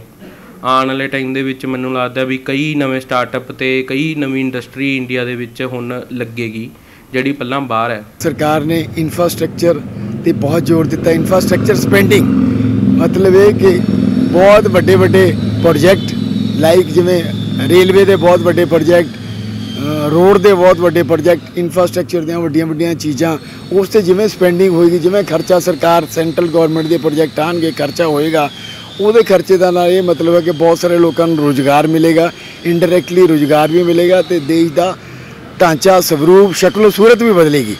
पहली बार ऐसा होया कि जोड़ा आम पब्लिक का बजट है, गरीब बंदे का बजट है, खासकर जोड़े साढ़े बजुर्ग से 60 साल की उम्र तो वध सीगे ਉਹਨਾਂ ਨੂੰ ਰਿਆਇਤ ਦਿੱਤੀ ਸਰਕਾਰ ਨੇ। ਇਹ ਬਹੁਤ ਵਧੀਆ ਬਜਟ ਹੈ। ਤੇ ਵੋਕਲ ਫਾਰ ਲੋਕਲ ਦਾ ਜਿਹੜਾ ਸਰਕਾਰ ਦਾ ਨਾਰਾ ਸੀਗਾ, ਸਰਕਾਰ ਨੇ ਇਸ ਬਜਟ 'ਚ ਉਹਨੂੰ ਪ੍ਰਾਥਮਿਕਤਾ ਦਿੱਤੀ ਹੈ ਤੇ ਬਾਹਰਲੀ ਚੀਜ਼ਾਂ ਮਹਿੰਗੀ ਕੀਤੀਆਂ ਤਾਂ ਕਿ ਦੇਸ਼ ਦੇ ਜਿਹੜੇ ਨੌਜਵਾਨ ਪੀੜ੍ਹੀ ਹੈ ਨਵੇਂ ਕੰਮ ਤੇ ਲੱਗੇ ਹੈ ਉਹਨਾਂ ਨੂੰ ਨੌਕਰੀਆਂ ਦਾ ਮੌਕਾ ਮਿਲੇ। ਇਹ ਗਰੀਬਾਂ ਦੇ ਨਾਲ ਆਮ ਜਨਤਾ ਦਾ ਵੀ ਬਜਟ ਹੈ, ਯੂਥ ਦਾ ਬਜਟ ਹੈ, ਬਜ਼ੁਰਗਾਂ ਦਾ ਬਜਟ ਹੈ। 2.5 ਲੱਖ ਕਰੋੜ ਰੁਪਈਆ ਰੇਲਵੇ 'ਤੇ ਖਰਚ ਹੋ ਰਿਹਾ ਹੈ। ਦੇਖੋ ਆਪਣੀ ਰੇਲਵੇ, ਆਪਾਂ ਬਾਹਰ ਦੀਆਂ ਗੱਲਾਂ ਕਰਦੇ ਸੀ, ਵਿਦੇਸ਼ਾਂ ਦੀਆਂ ਗੱਲਾਂ ਕਰਦੇ, ਉੱਥੇ ਦਾ ਰੇਲਵੇ ਇਸ ਤਰ੍ਹਾਂ, ਉੱਥੇ ਦਾ ਇਸ ਤਰ੍ਹਾਂ ਹੈ। 2.5 ਲੱਖ ਕਰੋੜ ਦੇ ਵਿੱਚ ਆਪਣਾ ਕਿੰਨੀ ਡਿਵੈਲਪਮੈਂਟ ਹੋਏਗੀ ਰੇਲਵੇ ਦੀ। 10,000 ਕਰੋੜ ਰੁਪਈਆ ਸ਼ਹਿਰੀ ਸੌਂਦਰੀਕਰਨ ਅਤੇ ਸ਼ਹਿਰੀ ਵਿਕਾਸ ਵਾਸਤੇ ਰੱਖਿਆ ਗਿਆ ਹੈ, ਜਿਹੜਾ ਕਿ ਅੱਜ ਤੱਕ ਮੇਰੇ ਖਿਆਲ 'ਚ ਇੰਨਾ ਪਹਿਲਾਂ ਕਦੇ ਸੁਣਨ 'ਚ ਨਹੀਂ ਮਿਲਿਆ। ਡੈਮ ਬਣਨਗੇ, ਪੁਲ ਬਣਨਗੇ, ਸੜਕਾਂ ਬਣਨਗੀਆਂ, ਸਾਰਾ ਇਨਫਰਾਸਟ੍ਰਕਚਰ ਹੈ ਜਿਹੜਾ ਮਜ਼ਬੂਤ ਹੋਏਗਾ। ਬਹੁਤ ਅੱਛਾ ਬਜਟ ਹੈ, ਮਿਡਲ ਕਲਾਸ ਲਈ ਵੀ, ਲੋਅਰ ਕਲਾਸ ਲਈ ਵੀ, ਔਰ ਖਾਸ ਕਰ ਕ੍ਰਿਸ਼ੀ ਲਈ ਵੀ। ਕ੍ਰਿਸ਼ੀ ਨੂੰ ਜਿੱਥੇ 20 ਲੱਖ ਕਰੋੜ ਰੁਪਏ ਦਾ ਲੋਨ ਦਾ ਫੈਸਿਲਿਟੀ ਦਿੱਤੀ ਹੈ, ਉੱਥੇ ਟੈਕਸ ਜਿਹਦਾ 2,000 ਰੁਪਈਆ ਉਹ ਵੀ ਕੰਟੀਨਿਊ ਰੱਖਿਆ। ਗਰੀਬਾਂ ਵਾਸਤੇ ਖਾਣੇ ਦਾ ਜਿਹੜੇ 80 ਕਰੋੜ ਲੋਕਾਂ ਨੂੰ ਖਾਣਾ ਦੇ ਰਹੀ ਹੈ ਸਰਕਾਰ, ਅਨਾਜ ਵੰਡ ਰਹੀ ਹੈ, ਉਹ ਵੀ ਰੱਖਿਆ।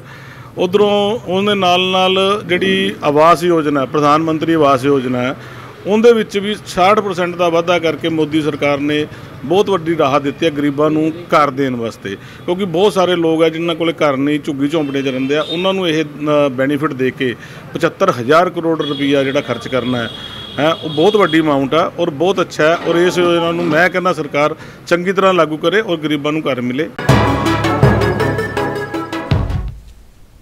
ਸਟੂਡੀਓ 'ਚ ਸਵਾਗਤ ਕਰਦੇ ਹਾਂ ਜੀ ਇੱਕ ਵਾਰ। ਜੀ ਖਾਲਸਾ ਜੀ, ਗੱਲਬਾਤ ਚੱਲ ਰਹੀ ਸੀ ਔਰਤਾਂ ਬਾਰੇ ਕਿ ਔਰਤਾਂ ਨੂੰ ਕੀ ਰਾਹਤ ਦਿੱਤੀ ਗਈ ਹੈ ਖਾਸ ਤੌਰ ਤੇ ਇਸ ਬਜਟ ਦੇ ਉੱਤੇ।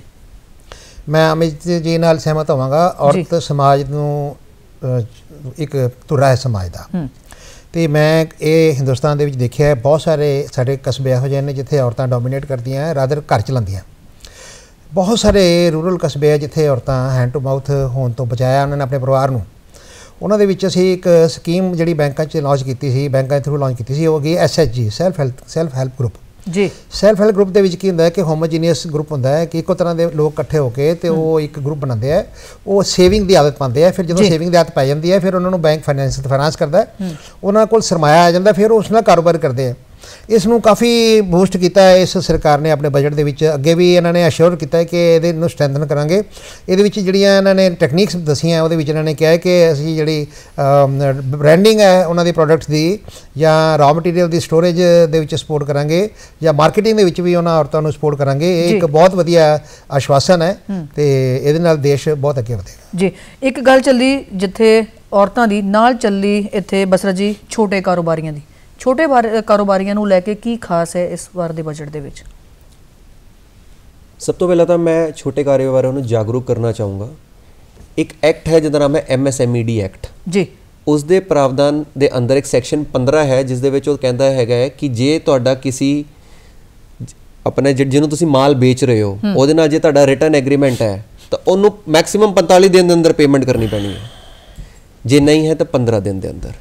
ਹੁਣ ਇਹਨੂੰ ਹੀ ਲਿੰਕ ਕਰਦੇ ਹੋਏ ਸਰਕਾਰ ਨੇ ਟੈਕਸ ਦੇ ਵਿੱਚ ਵੀ ਇੱਕ ਪ੍ਰੋਵੀਜ਼ਨ ਲਾਇਆ ਹੈ। ਉਹਨਾਂ ਨੇ ਕਿਹਾ ਹੈਗਾ ਕਿ ਚਾਹੇ ਤੁਹਾਡਾ ਜਿਹੜਾ ਬਾਇਰ ਹੈਗਾ ਉਹ ਭਾਵੇਂ ਛੋਟਾ ਹੈ ਭਾਵੇਂ ਉਹ ਵੱਡਾ ਕਾਰੋਬਾਰੀ ਹੈਗਾ, ਉਹਨੂੰ ਤੁਹਾਡੀ ਪੇਮੈਂਟ ਜੋ MSMED ਐਕਟ ਹੈ ਉਹਦੇ ਤਹਿਤ ਕਰਨੀ ਪਏਗੀ ਉਸ ਟਾਈਮ ਦੇ ਅੰਦਰ। ਜੇ ਉਹ ਨਹੀਂ ਕਰੇਗਾ ਤਾਂ ਉਹਨੂੰ ਜਿੰਨੀ ਪੇਮੈਂਟ ਉਹਨੇ ਰੋਕ ਕੇ ਰੱਖੀ ਹੋਏਗੀ ਉੱਤੇ ਉਹਨੂੰ ਟੈਕਸ ਲੱਗ ਜਾਏਗਾ। ਤੇ ਇਹਦੇ ਨਾਲ ਕੀ ਹੋਏਗਾ, ਇਹ ਇੱਕ ਇਨਡਾਇਰੈਕਟ ਬੈਨੀਫਿਟ ਹੈਗਾ ਛੋਟੇ ਕਾਰੋਬਾਰੀਆਂ ਲਈ। ਹੁਣ ਜਿਹੜੇ ਵੀ ਵੱਡੇ ਕਾਰੋਬਾਰੀ ਹੁੰਦੇ ਨੇ ਉਹਨਾਂ ਦਾ ਆਡਿਟ ਹੁੰਦਾ ਹੈਗਾ, ਉਹ ਜਦ ਆਡਿਟ ਹੁੰਦਾ ਉਸ ਦੇ ਦੌਰਾਨ ਇਹ ਜਦ ਖਰਚਾ ਉਹਨਾਂ ਦਾ ਐਡ ਬੈਕ ਹੋ ਜਾਏਗਾ ਤਾਂ ਉਹਨਾਂ ਨੂੰ ਇਸ ਅਮਾਉਂਟ ਤੇ 25-30% ਟੈਕਸ ਲੱਗ ਜਾਏਗਾ। ਤਾਂ ਡਾਇਰੈਕਟਲੀ ਜਾਂ ਇਨਡਾਇਰੈਕਟਲੀ ਇਹ ਛੋਟੇ ਕਾਰੋਬਾਰੀ ਲਈ ਬਹੁਤ ਵੱਡਾ ਸਟੈਪ ਹੈ। ਤੇ ਇਹਨੂੰ ਮੈਂ ਹੋਰ ਐਡ ਇਹ ਕਰਨਾ ਚਾਹੂੰਗਾ ਕਿ ਜੇਕਰ ਇੱਕ ਛੋਟਾ ਕਾਰੋਬਾਰੀ ਆਪਣੇ ਆਪ ਨੂੰ MSME ਦੇ ਵਿੱਚ ਹੈ ਤਾਂ ਰਜਿਸਟਰ ਕਰਾ ਲੈਂਦਾ ਹੈਗਾ ਤੇ ਕੋਈ ਵੱਡਾ ਕਾਰੋਬਾਰ ਕੋਈ ਹੋਰ ਇਨਸਾਨ ਉਹਦੀ ਪੇਮੈਂਟ ਨਹੀਂ ਕਰਦਾ, ਉਹ ਆਪਣੀ ਕੰਪਲੇਂਟ ਉਸ ਸ਼ਹਿਰ ਦੇ DIC 'ਚ ਵੀ ਲੌਂਚ ਕਰ ਸਕਦਾ ਹੈ। ਠੀਕ ਹੈ, ਸੋ ਵੱਡੀਆਂ ਰਾਹਤਾਂ ਜਿਹੜੀਆਂ ਦਿੱਤੀਆਂ ਗਈਆਂ ਨੇ ਛੋਟੇ ਕਾਰੋਬਾਰੀਆਂ ਨੂੰ ਲੈ ਕੇ। ਅਮਿਤ ਜੀ, ਉਸ ਤੋਂ ਬਾਅਦ ਇੱਕ ਵਿੱਚ ਫਿਰ ਗੱਲ ਚੱਲੀ ਹੈ ਰੇਲਵੇਜ਼ ਨੂੰ ਲੈ ਕੇ ਕਿ ਰੇਲਵੇ ਦੇ ਉੱਤੇ ਅੱਛਾ ਬਜਟ ਸਪੈਂਡ ਕੀਤਾ ਗਿਆ। ਕਾਫੀ ਲੋਕਾਂ ਉਤਸ਼ਾਹ ਹੈ, ਲੋਕ ਕਾਫੀ ਟਰੈਵਲ ਕਰਦੇ ਆ ਰੇਲਵੇ ਦੇ ਥਰੂ। ਕਿਵੇਂ ਦੇਖ ਰਹੇ ਹੋ ਰੇਲਵੇ ਦੇ ਉੱਤੇ ਜੋ ਬਜਟ ਪ੍ਰਾਵਧਾਨ ਆਇਆ? देखिए रेलवे की जी बजट है कि वो बेसिकली इंफ्रास्ट्रक्चर ग्रोथ की गल होंगी है, क्योंकि रेलवे जो इन्वेस्टमेंट है वो शॉर्ट टर्म इन्वेस्टमेंट नहीं होंगी, वो इंफ्रास्ट्रक्चर डिवेलपमेंट है पूरी की पूरी। तुसी जिथे हम आप जे गल करते हैं क्योंकि रेलवे के थ्रू जी इंडस्ट्री है, इंडस्ट्रीयल ग्रोथ जी है उसनों रेलवे जी है वो बहुत ही ज़्यादा गति दे सकती है। क्योंकि जदों सड़कों के राही जाता है समान तो कई बार बहुत दिक्कत होती है, लेकिन तुसीं देखो चाहे पंजाब तो समान जाता है, पंजाब की बहुत मंग भी रही है।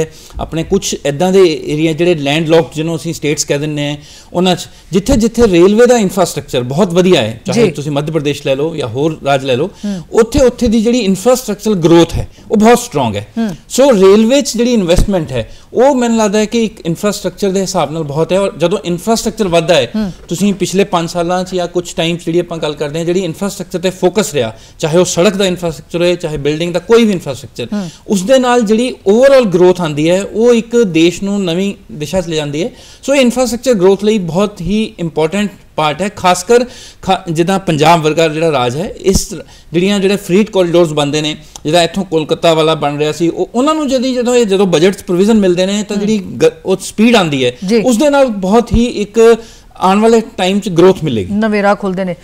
ਅਸੀਂ ਖਾਲਸਾ ਜੀ ਵਧਾਂਗੇ ਖੇਤੀ ਵੱਲੋਂ, ਕਿਉਂਕਿ ਜਦੋਂ ਅਸੀਂ ਪੰਜਾਬ ਦੀ ਖਾਸ ਕਰਕੇ ਗੱਲ ਕਰਦੇ ਹਾਂ ਜਾਂ ਹੋਰ ਰਾਜਾਂ ਦੀ ਵੀ ਗੱਲ ਕਰਦੇ ਹਾਂ, ਇੱਕ ਖੇਤੀ ਦੇ ਉੱਤੇ ਸਾਡੇ ਕਾਫੀ ਲੋਕ ਨਿਰਭਰ ਨੇ। ਸੋ ਖੇਤੀ ਨੂੰ ਲੈ ਕੇ, ਕੁਦਰਤੀ ਖੇਤੀ ਨੂੰ ਲੈ ਕੇ ਜੋ ਇਸ ਬਜਟ ਦੇ ਵਿੱਚ ਗੱਲਬਾਤ ਕੀਤੀ ਗਈ ਹੈ, ਜੋ ਉਹਨੂੰ ਛੇੜਿਆ ਗਿਆ, ਕਿਵੇਂ ਦੇਖ ਰਹੇ ਹੋ ਉਹਨੂੰ?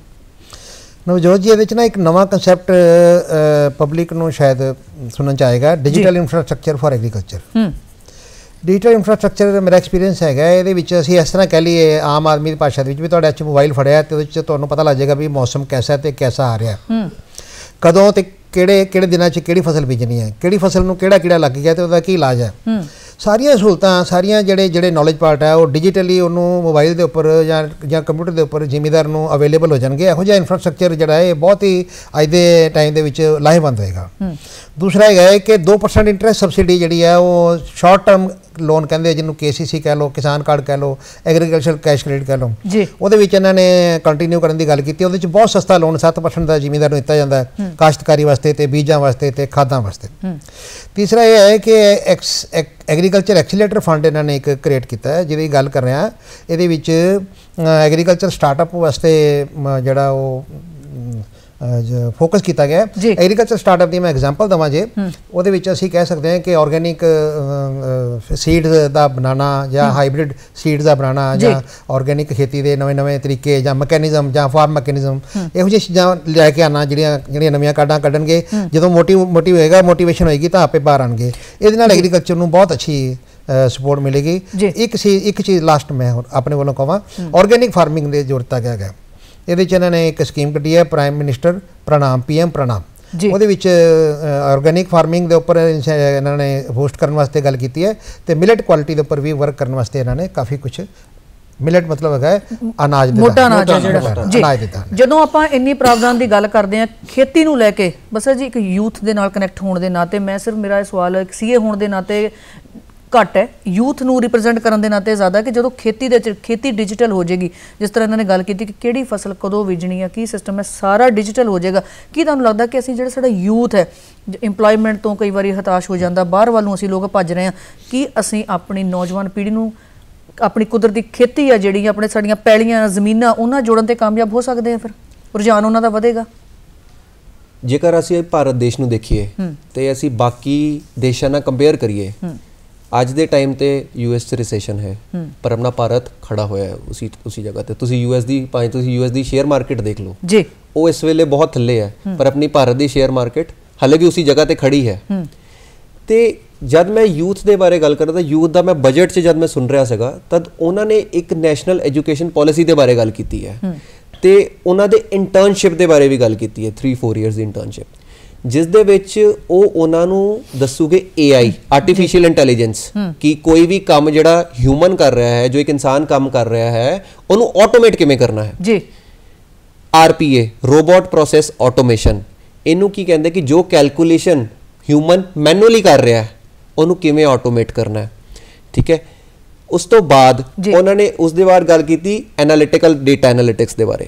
ਹੁਣ ਇਹ ਉਹ ਕੋਰਸਿਸ ਨੇ ਜੋ ਮੇਰੀ ਨਿਗਾਹ ਦੇ ਵਿੱਚ ਰੈਵੋਲੂਸ਼ਨ ਲੈ ਕੇ ਆ ਸਕਦੇ ਨੇ ਭਾਰਤ ਦੇ ਵਿੱਚ, ਕਿਉਂਕਿ ਭਾਰਤ ਦੇਸ਼ ਦੇ ਵਿੱਚ ਜੋ ਡੇਟਾ ਹੈ 134 ਕਰੋੜ ਦੀ ਆਬਾਦੀ ਹੈ ਤੇ ਜਿੰਨੀ ਆਬਾਦੀ ਹੈ ਉਹਨਾਂ ਡੇਟਾ ਤੇ ਉਹ ਡੇਟਾ ਨੂੰ ਪੜ੍ਹਨ ਲਈ ਜੇ ਯੂਥ ਰੈਡੀ ਹੋਏਗਾ ਤੇ ਇਹੋ ਜਿਹੇ ਕੋਰਸਿਸ ਕਰੇਗਾ ਤੇ ਆਉਣ ਵਾਲੇ ਟਾਈਮ ਦੇ ਵਿੱਚ ਯੂਥ ਦੀ ਉਡਾਨ ਬਹੁਤ ਉੱਤੇ ਹੈ ਜੀ। ਅਮਿਤ ਜੀ, ਇੱਕ ਹੋਰ ਗੱਲ ਕੀਤੀ ਗਈ ਜਿਹੜੀ ਖਾਸ ਤੌਰ ਤੇ ਫੋਕਸ ਕੀਤਾ ਪਿਆ, ਕੀ ਹੋਇਆ ਗ੍ਰੀਨ ਗਰੋਥ ਦੀ ਕੋਈ ਗੱਲ ਛਿੜੀ ਹੈ।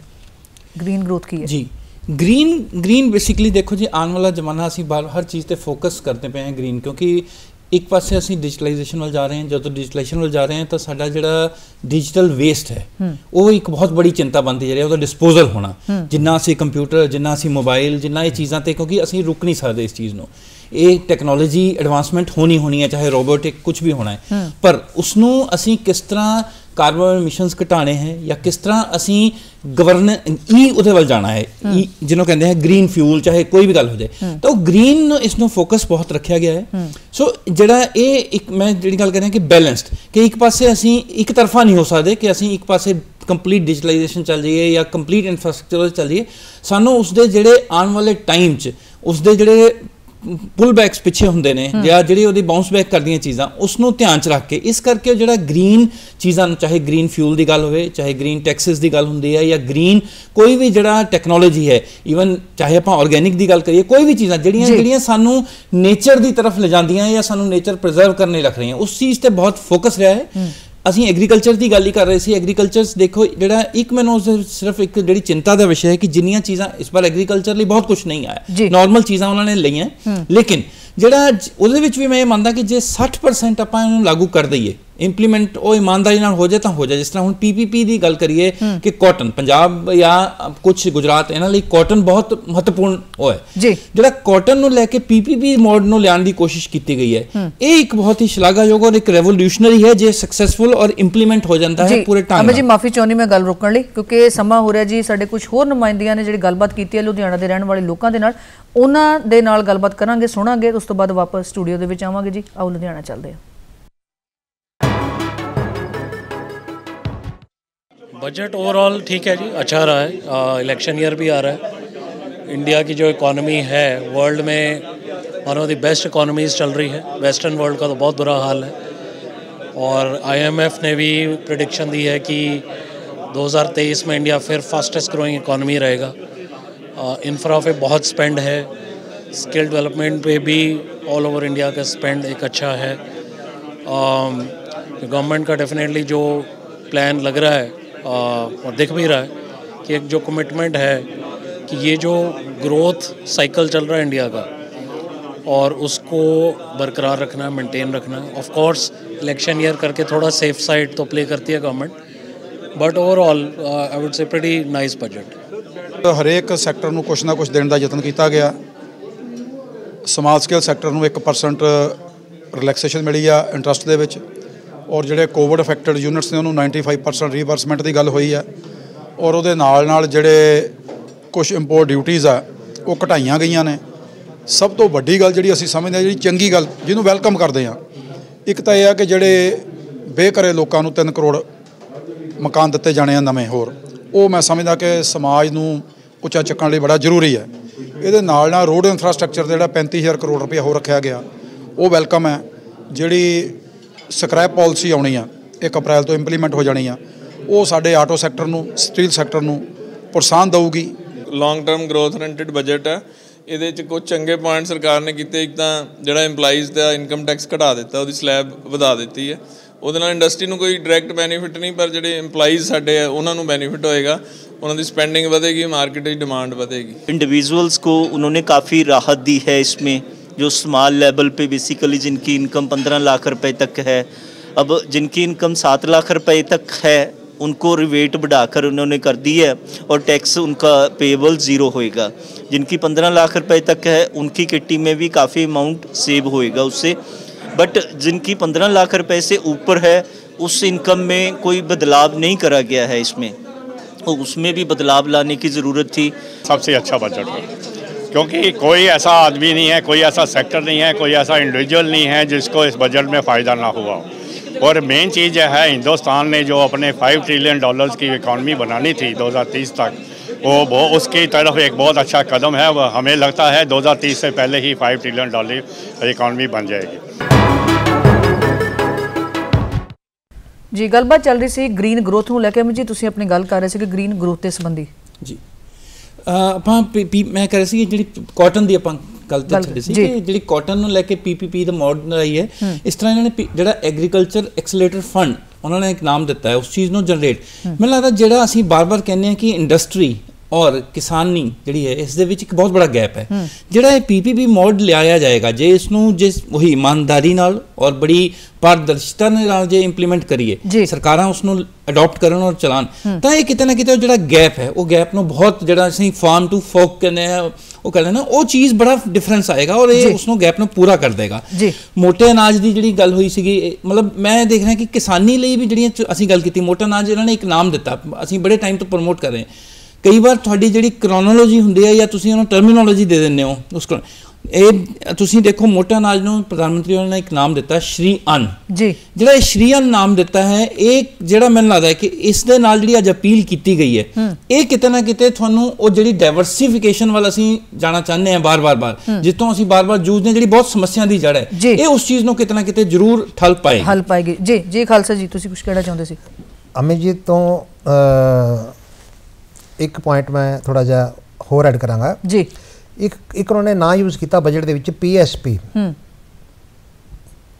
PSP जड़ा है वो पंप स्टोरेज प्रोजेक्ट दा कंसैप्ट है। ਇਹਦੇ ਵਿੱਚ ਇਹ ਹੈ ਕਿ ਜਿਹੜੀ ਬਿਜਲੀ ਹੈ ਉਹ ਹਾਈਡਰੋ ਇਲੈਕਟ੍ਰਿਕ ਸਿਸਟਮ ਨੂੰ ਯੂਜ਼ ਕਰਕੇ ਬਣਾਈ ਜਾਵੇ, ਉਹਦੇ 'ਚ ਪੋਲਿਊਸ਼ਨ ਨਹੀਂ ਹੁੰਦੀ, এনवायरमेंट ਦੇ ਫੇਵਰ 'ਚ ਹੁੰਦੀ ਹੈ। ਉਹਦੇ 'ਚ ਕੀ ਹੈ ਕਿ ਜਿਵੇਂ ਪਹਾੜੀ ਇਲਾਕਾ ਹੈ, ਚਾਰੇ ਪਾਸੇ ਨਦੀਆਂ ਨਾਲੇ ਨੇ, ਬਹੁਤ ਸਾਰਾ ਪਾਣੀ ਦੇ ਸੋਰਸ ਹੈਗੇ ਨੇ, ਉਸ ਸਰੋਤ ਦਾ ਪਾਣੀ ਕਿੱਧਰ ਜਾ ਰਿਹਾ ਉਹਨੂੰ ਰੋਕਿਆ ਜਾਵੇ, ਸਮੇਟਿਆ ਜਾਵੇ, ਉਹਨੂੰ ਪੰਪ ਕਰਕੇ ਲਿਫਟ ਕੀਤਾ ਜਾਵੇ, ਲਿਫਟ ਕਰਕੇ ਇੱਕ ਵੱਡੀ ਝੀਲ ਬਣਾ ਕੇ ਉਹਦੇ ਵਿੱਚ ਸਟੋਰ ਕਰ ਦਿੱਤਾ ਜਾਵੇ ਤੇ ਉਸ ਝੀਲ ਤੋਂ ਜਦੋਂ ਲੋੜ ਹੋਵੇ ਉਸੇ ਪਾਣੀ ਨੂੰ ਤੁਸੀਂ ਐਕਸਪਲੋਰ ਕਰਕੇ ਬਾਹਰ ਸੁੱਟ ਕੇ ਉਹਦੇ ਤੇ ਟਰਬਾਈਨ ਚਲਾ ਕੇ ਬਿਜਲੀ ਪੈਦਾ ਕਰ ਸਕਦੇ ਹੋ ਜੀ। ਪਾਣੀ ਕਿੱਧਰ ਜਾ ਰਿਹਾ ਹੈ, ਕਿੱਧਰ ਭੇਜਣਾ ਹੈ, ਤੁਹਾਡੀ ਮਰਜ਼ੀ ਹੈ। ਪਾਣੀ ਕਿੱਥੇ ਯੂਜ਼ ਹੋ ਰਿਹਾ, ਪ੍ਰੋਡਕਟਿਵ ਪਰਪਸ ਲਈ ਯੂਜ਼ ਹੋ ਰਿਹਾ, ਬਿਜਲੀ ਬਣ ਰਹੀ ਹੈ। ਇਹ PSP ਦਾ ਕੰਸੈਪਟ ਜਿਹੜਾ ਹੈਗਾ ਇਹਨੂੰ ਉਹਨਾਂ ਨੇ ਬਹੁਤ ਅੱਛਾ ਲਾਂਚ ਕਰਨ ਦੀ ਪ੍ਰਮੋਟ ਕਰਨ ਦੀ ਗੱਲ ਕੀਤੀ ਹੈ। ਤੇ ਦੂਸਰਾ ਇਹ ਹੈ ਕਿ ਇਹਨਾਂ ਨੇ ਬਿਹੇਵੀਅਰ ਚੇਂਜਸ ਵਾਸਤੇ ਇੱਕ ਅਪੀਲ ਜਿਹੜੀ ਸਮਾਜ ਨੂੰ ਕਿ ਬਿਹੇਵੀਅਰ ਚੇਂਜ ਦੀ ਗੱਲ ਕਰ ਰਹੀ ਹੈ, ਜਿਹਦੇ ਵਿੱਚ ਐਨਵਾਇਰਨਮੈਂਟ ਪ੍ਰੋਟੈਕਸ਼ਨ ਐਕਟ ਦੇ ਵਿੱਚ ਕਈ ਚੇਂਜਸ ਕੀਤੀਆਂ ਜਾਣਗੀਆਂ ਆਉਣ ਵਾਲੇ ਟਾਈਮ ਦੇ ਵਿੱਚ। ਤੇ ਜਿਹੜੀ ਗੱਲ ਇਹਨਾਂ ਨੇ ਸਕ੍ਰੈਪ ਦੀ ਹੁਣੇ ਪਬਲਿਕ ਦੇ ਵਿੱਚ ਸੁਣਨ ਨੂੰ ਮਿਲੀ ਸੀ, ਉਹਦੇ 'ਚ ਇਹ ਹੈ ਕਿ ਜਿਹੜੇ ਪੁਰਾਣੇ ਵਹੀਕਲ ਹੈ ਉਹ ਇਹਨਾਂ ਨੇ ਸ਼ੁਰੂਆਤ ਕਰਨ ਵਾਸਤੇ ਸਰਕਾਰੀ ਵਹੀਕਲ ਜਿਹੜੇ ਗਏ ਉਹਨਾਂ ਨੂੰ ਸਭ ਤੋਂ ਪਹਿਲੇ ਸਕ੍ਰੈਪ 'ਚ ਲਿਆਉਣ ਵਾਸਤੇ ਇੱਕ ਸਕੀਮ ਦਿੱਤੀ ਹੈ। ਤਾਂ ਕੁੱਲ ਮਿਲਾ ਕੇ ਸਾਰੇ ਜਿਹੜੇ ਉਪਰਾਲੇ ਨੇ ਇਹ ਕਾਰਬਨ ਐਮਿਸ਼ਨ ਤੇ ਕੰਟਰੋਲ ਕਰਨਗੇ ਤੇ ਐਨਵਾਇਰਨਮੈਂਟ ਨੂੰ ਇੰਪਰੂਵ ਕਰਨਗੇ ਜੀ। ਉਸ ਤੋਂ ਬਾਅਦ ਵਧਣਾ ਇੱਕ ਹੋਰ ਗੱਲ ਦੇ ਵੱਲ ਜਿਹੜੀ ਆਮ ਬਜਟ ਦੇ ਵਿੱਚ ਸੁਣਨ ਨੂੰ ਸਾਹਮਣੇ ਆਈ ਹੈ, ਦੇਖਣ ਨੂੰ ਸਾਹਮਣੇ ਆਈ ਹੈ। ਅਸੀਂ ਸੁਸ਼ਾਂਤ ਜੀ ਗੱਲ ਕਰਦੇ ਹਾਂ ਪੈਨ ਕਾਰਡ ਦੀ। ਜਦੋਂ ਅਸੀਂ ਆਧਾਰ ਕਾਰਡ ਦੀ ਗੱਲ ਕਰਦੇ ਸੀ, ਸਭ ਤੋਂ ਪਹਿਲਾਂ ਪਾਸਪੋਰਟ, ਫਿਰ ਆਧਾਰ ਕਾਰਡ ਆਇਆ, ਹੁਣ ਪੈਨ ਕਾਰਡ ਬਾਰੇ ਚਰਚਾ ਛਿੜੀ ਹੈ ਕਿ ਪੈਨ ਕਾਰਡ ਨੂੰ ਵੀ ਇੱਕ ਪਹਿਚਾਣ ਪੱਤਰ ਦੇ ਤੌਰ ਤੇ ਹੁਣ ਪ੍ਰਮਾਣਿਤ ਕੀਤਾ ਜਾਏਗਾ। ਜੇਕਰ ਅਸੀਂ ਇੱਕ ਪੈਨ ਕਾਰਡ ਅਸੀਂ ਗੱਲ ਕਰੀਏ ਕਿ ਆਧਾਰ ਕਾਰਡ, ਪੈਨ ਕਾਰਡ, ਪਾਸਪੋਰਟ ਜੀ, ਇਹ ਪਹਿਚਾਣ ਪੱਤਰ ਹੁੰਦੇ ਨੇ, ਠੀਕ ਹੈ। ਤੇ ਕਿਸੇ ਇਹੋ ਜਿਹੀ ਜਗ੍ਹਾ ਵਾਸਤੇ ਕਿ ਇਹ ਤਿੰਨੋਂ ਲਿੰਕ ਨਹੀਂ ਹੁੰਦੇ ਸੀ ਤੇ ਉਹਨਾਂ ਦਾ ਵਿੱਚ ਬਜਟ ਦੇ ਵਿੱਚ ਕਹਿਣ ਦਾ ਮੇਨ ਮੋਟਿਵ ਆ ਸੀਗਾ ਕਿ ਇਹਨਾਂ ਤਿੰਨਾਂ ਨੂੰ ਲਿੰਕ ਕਰਕੇ ਸਿੰਗਲ ਕਰ ਦਿੱਤਾ ਜਾਏਗਾ, ਰਾਈਟ, ਕਿ ਇੱਕੋ ਹੀ ਪਹਿਚਾਣ ਪੱਤਰ ਤੋਂ ਤੁਸੀਂ ਦੂਸਰੇ ਨੂੰ ਵੀ ਲਿੰਕ ਕਰ ਸਕਦੇ ਹੋ। ਜਿਹਦਾ ਅਸੀਂ ਇਨਕਮ ਟੈਕਸ ਬਹੁਤ ਸੁਣਦੇ ਆ ਰਹੇ ਕਿ ਤੁਹਾਡਾ ਆਧਾਰ ਕਾਰਡ ਤੇ ਪੈਨ ਕਾਰਡ ਲਿੰਕ ਨਹੀਂ ਹੈ, ਆਧਾਰ ਕਾਰਡ ਪੈਨ ਕਾਰਡ ਲਿੰਕ ਨਹੀਂ ਹੈ। ਉਹ ਇਸੇ ਕਰਕੇ ਕੀਤਾ ਜਾ ਰਿਹਾ ਹੈਗਾ ਕਿ ਇੱਕ ਇਨਸਾਨ ਦੇ ਸਾਰੇ ਡਾਕੂਮੈਂਟ ਇੱਕੋ ਨੰਬਰ ਤੇ ਲਿੰਕ ਹੋ ਜਾਣ ਜੀ। ਚਾਹੇ ਅੱਜ ਅਸੀਂ ਡਿਜੀ ਲੋਕਰ ਦੀ ਐਪ ਦੇਖਦੇ ਹਾਂ, ਡਿਜੀ ਲੋਕਰ ਦੀ ਐਪ ਤੇ ਤੁਹਾਡਾ ਡਰਾਈਵਿੰਗ ਲਾਇਸੈਂਸ ਤੋਂ ਲੈ ਕੇ ਤੁਹਾਡੇ ਸਕੂਲ ਸਰਟੀਫਿਕੇਟਸ ਤੋਂ ਲੈ ਕੇ ਆਧਾਰ ਕਾਰਡ, ਪੈਨ ਕਾਰਡ ਤੋਂ ਲੈ ਕੇ ਤੁਹਾਡਾ ਗੱਡੀ ਤੱਕ ਦੀ RC ਤੱਕ ਆ ਜਾਂਦੀ ਹੈ। ਤਾਂ ਇਸ ਦੇ ਪਿੱਛੇ ਇੱਕੋ ਇੱਕ ਮੋਟਿਵ ਇਹੀ ਹੈ ਕਿ ਸਾਰੇ ਜਿੰਨੇ ਵੀ ਆਫੀਸ਼ੀਅਲ ਡਾਕੂਮੈਂਟਸ ਨੇ ਉਹਨਾਂ ਨੂੰ ਕਲੱਬ ਕਰਕੇ ਸਿੰਗਲ ਪੁਆਇੰਟ ਆਫ ਕੰਟੈਕਟ ਤੇ ਲੈ ਕੇ ਆਇਆ ਜਾਵੇ ਤਾਂ ਕਿ ਹਰ ਇੱਕ ਚੀਜ਼ ਲਈ ਵੱਖਰੀ ਚੀਜ਼ਾਂ ਨਾ ਹੋਵੇ, ਇੱਕ ਸਿੰਗਲ ਚੀਜ਼ ਤੋਂ ਹੀ ਟਰੇਸ ਹੋ ਜਾਵੇ ਸਾਰਾ ਕੁਝ ਜੀ। ਸੋ ਵੱਖ-ਵੱਖ ਤਰ੍ਹਾਂ ਦੀਆਂ ਜਿਹੜੀਆਂ ਪ੍ਰੋਵੀਜ਼ਨਸ ਨੇ ਇਸ ਬਜਟ ਦੇ ਵਿੱਚ ਹਰ ਤਰ੍ਹਾਂ ਦੇ ਲੋਕਾਂ ਦੇ ਲਈ, ਹਰ ਤਰ੍ਹਾਂ ਦੀ ਇੰਡਸਟਰੀ ਦੇ ਲਈ ਲਿਆਉਣ ਦੀ ਕੋਸ਼ਿਸ਼ ਕੀਤੀ ਗਈ ਹੈ। ਇਸ ਤੋਂ ਬਾਅਦ ਅਸੀਂ ਬੈਂਕਿੰਗ ਸਿਸਟਮ ਖਾਸ ਕਰਕੇ ਜਿਹੜਾ ਲੋਕਾਂ ਦੇ ਨਾਲ ਜੁੜਿਆ ਹੋਇਆ, ਚਾਹੇ ਉਹ ਆਮ ਹੈ ਤੇ ਚਾਹੇ ਉਹ ਖਾਸ ਹੈ, ਬੈਂਕਿੰਗ ਸਿਸਟਮ ਨੂੰ ਲੈ ਕੇ ਸਾਡੇ ਕੇਂਦਰੀ ਵਿੱਤ ਮੰਤਰੀ ਨਿਰਮਲਾ ਸੀਤਾਰਮਨ ਕੀ ਕਹਿੰਦੇ ਨੇ, ਉਹਨਾਂ ਦੇ ਗੱਲਬਾਤ ਦੇ ਨਾਲ ਅਸੀਂ ਜੁੜਦੇ ਹਾਂ ਤੇ ਸਟੂਡੀਓ ਵਾਪਸ ਆਉਂਦੇ ਹਾਂ।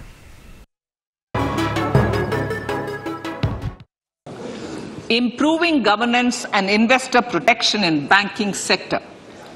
To improve bank governance and enhance investors' protection, certain amendments to the Banking Regulation Act, the Banking Companies Act and the Reserve Bank of India Act are being proposed. Capacity building in securities market. Honorable Speaker, sir, to build capacity of functionaries and professionals in the securities market, SEBI will be empowered to develop, regulate, maintain and enforce norms and standards for education in the National Institute of Securities Markets and to recognize award of degrees, diplomas and certificates. A central processing center will be set up for faster response to companies through centralized handling of various forms filed with field officers under the Companies Act. Reclaiming of shares and dividends. For investors to reclaim unclaimed shares and unpaid dividends from the Investor Education and Protection Fund Authority with ease, from the Investor Education and Protection Fund Authority with ease, an integrated IT portal will be established. Digital payments continue to find wide acceptance. In 2022, they show an increase of 76% in transaction and 91% in value. Fiscal support for this digital public infrastructure will continue in 2023-2024. आजादी का अमृत महोत्सव, महिला सम्मान बचत पत्र। for commemorating Azadi Ka Amrit Mahotsav, a one-time new small savings scheme, Mahila Samman Savings Patra or Savings Certificate, Mahila Samman Savings Certificate will be made available for a 2-year period up to March 2025. This will offer deposit facility up to 2 lakh in the name of a woman or girls for a tenure of 2 years at fixed interest rate of 7.5% with partial withdrawal option. Senior citizens. The maximum deposit limit for senior citizens savings scheme will be enhanced from 15 lakh to 30 lakhs of rupees. The maximum deposit limit for monthly income account scheme will be enhanced from 4.5 lakh to 9 lakh for single account and from 9 lakh to 15 lakh for joint account.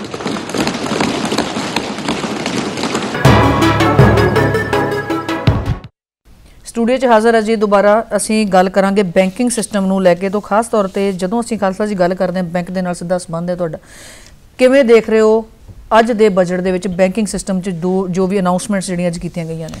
ਮੈਂ ਇਸ budget ਦਾ ਜਿਹੜਾ ਪ੍ਰਭਾਵ ਹੈ ਉਹਦੇ ਬਾਰੇ ਗੱਲ ਕਰਾਂਗਾ।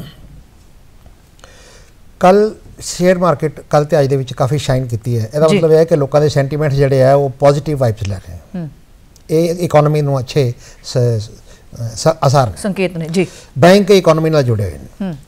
ਦੂਸਰਾ ਇਹ ਹੈ ਕਿ ਇਸ ਨਾਲ ਨਾ ਸਿਰਫ ਇੰਡੀਅਨ ਇਕਨੋਮੀ ਬਲਕਿ ਇੰਟਰਨੈਸ਼ਨਲ ਲੈਵਲ ਤੇ ਵੀ ਸਾਡੀ ਰੈਪੂਟੇਸ਼ਨ ਇਹੋ ਜਿਹੀ ਹੋ ਜਾਣੀ ਹੈ ਕਿ FDI ਸਾਡੇ ਕੋਲ ਸੰਭਾਲੀ ਨਹੀਂ ਜਾਣੀ।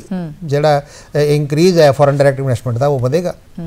ਫਿਰ ਜਿਹੜੇ ਕਾਰਪੋਰੇਟ ਬੌਂਡਸ ਹੈਗੇ ਆ ਉਹ ਵੀ ਜਿਹੜੇ ਆਪਣਾ ਰੋਲ ਪਲੇ ਕਰ ਰਹੇ ਆ। ਤਾਂ ਮੇਰਾ ਕਹਿਣ ਦਾ ਮਤਲਬ ਇਹ ਹੈ ਕਾਰਪੋਰੇਟ ਬੌਂਡਸ ਕਾਰਪੋਰੇਟ ਨੂੰ ਫੰਡਿੰਗ ਕਰਵਾਉਣਗੇ, FDI ਕਾਰਪੋਰੇਟ ਨੂੰ ਫੰਡਿੰਗ ਕਰਵਾਏਗੀ ਔਰ ਸਾਡੇ ਕੋਲ ਸੇਵਿੰਗ ਵਧਣਗੀਆਂ ਜਿਹੜੀਆਂ ਸਕੀਮਾਂ ਨੇ ਲਾਂਚ ਕੀਤੀਆਂ। ਉਹਦੇ ਵਿੱਚ ਸਾਡੇ ਕੋਲ ਲੈਂਡੇਬਲ ਫੰਡਸ ਵੱਧ ਜਾਣਗੇ ਤੇ ਲੈਂਡੇਬਲ ਫੰਡਸ ਦੇਣ ਵਾਸਤੇ ਸਾਡੇ ਕੋਲ ਜਿਹੜੇ ਛੋਟੇ ਦੇ ਮੱਧਮ ਵਰਗ ਦੇ ਬੋਰੋਰਸ ਨੇ ਜੀ, ਐਗਰੀਕਲਚਰ ਨੇ, ਹਾਊਸ ਲੋਨ ਹੈ, ਰਿਟੇਲਸ ਹੈ, ਇਸ ਪਰਪਸ ਲਈ ਸਾਡੇ ਵੱਲ ਧਿਆਨ ਫੋਕਸ ਹੋ ਜਾਏਗਾ। ਅਸੀਂ ਲੋਕਾਂ ਨੂੰ ਮਾਈਕਰੋ ਲੈਵਲ ਤੇ ਕਾਫੀ ਮਦਦ ਕਰ ਪਾਵਾਂਗੇ ਜੀ। ਤੇ ਇਹ ਇਸ ਤੋਂ ਇਲਾਵਾ ਜਿਹੜੀ ਗੱਲ ਕੀਤੀ ਹੈ ਮੈਡਮ ਸੀਤਾਰਮਨ ਜੀ ਨੇ ਕਾਰਪੋਰੇਟ ਗਵਰਨੈਂਸ ਦੀ, ਬੈਂਕਿੰਗ ਗਵਰਨੈਂਸ ਦੀ, ਗਵਰਨੈਂਸ ਦਾ ਮਤਲਬ ਇਹ ਹੁੰਦਾ ਹੈ ਕਿ ਸਟੇਕ ਹੋਲਡਰਸ ਨੂੰ ਕੁੱਲ ਮਿਲਾ ਕੇ ਸਟੇਕ ਹੋਲਡਰਸ ਕਸਟਮਰ ਵੀ ਨੇ, ਸਟੇਕ ਹੋਲਡਰਸ ਸ਼ੇਅਰ ਹੋਲਡਰਸ ਵੀ ਨੇ, ਸਟੇਕ ਹੋਲਡਰਸ ਸਟਾਫ ਵੀ ਨੇ, ਉਹਨਾਂ ਨੂੰ ਸੈਟੀਸਫਾਈ ਕਰਨ ਵਾਸਤੇ ਵਧੀਆ ਜਿਹੜੇ ਹੈ ਉਹ ਕੰਟਰੋਲ ਅੱਗੇ ਸਾਹਮਣੇ ਆਉਣ। ਤੇ ਇਹ ਵੀ ਬਹੁਤ ਅੱਛੀ ਗੱਲ ਹੈ ਕਿਉਂਕਿ ਪਬਲਿਕ ਮਨੀ ਹੈ। ਜਿੰਨੀ ਗਵਰਨੈਂਸ ਟਰਾਂਸਪੇਰੈਂਟ ਹੋਏਗੀ, ਇੰਪਰੂਵ ਹੋਏਗੀ, ਉਹਨਾਂ ਸਾਡੇ ਬੈਂਕ ਅੱਗੇ ਫਰਦਰ ਜਾ ਕੇ ਸਟਰੈਂਥਨ ਹੋਣਗੇ ਤੇ ਉਹਨਾਂ ਇਹਨਾਂ ਦੇ ਫੰਡ ਜਿਹੜੇ ਗਏ ਉਹ ਸੁਰੱਖਿਅਤ ਹੋਣ ਜੀ।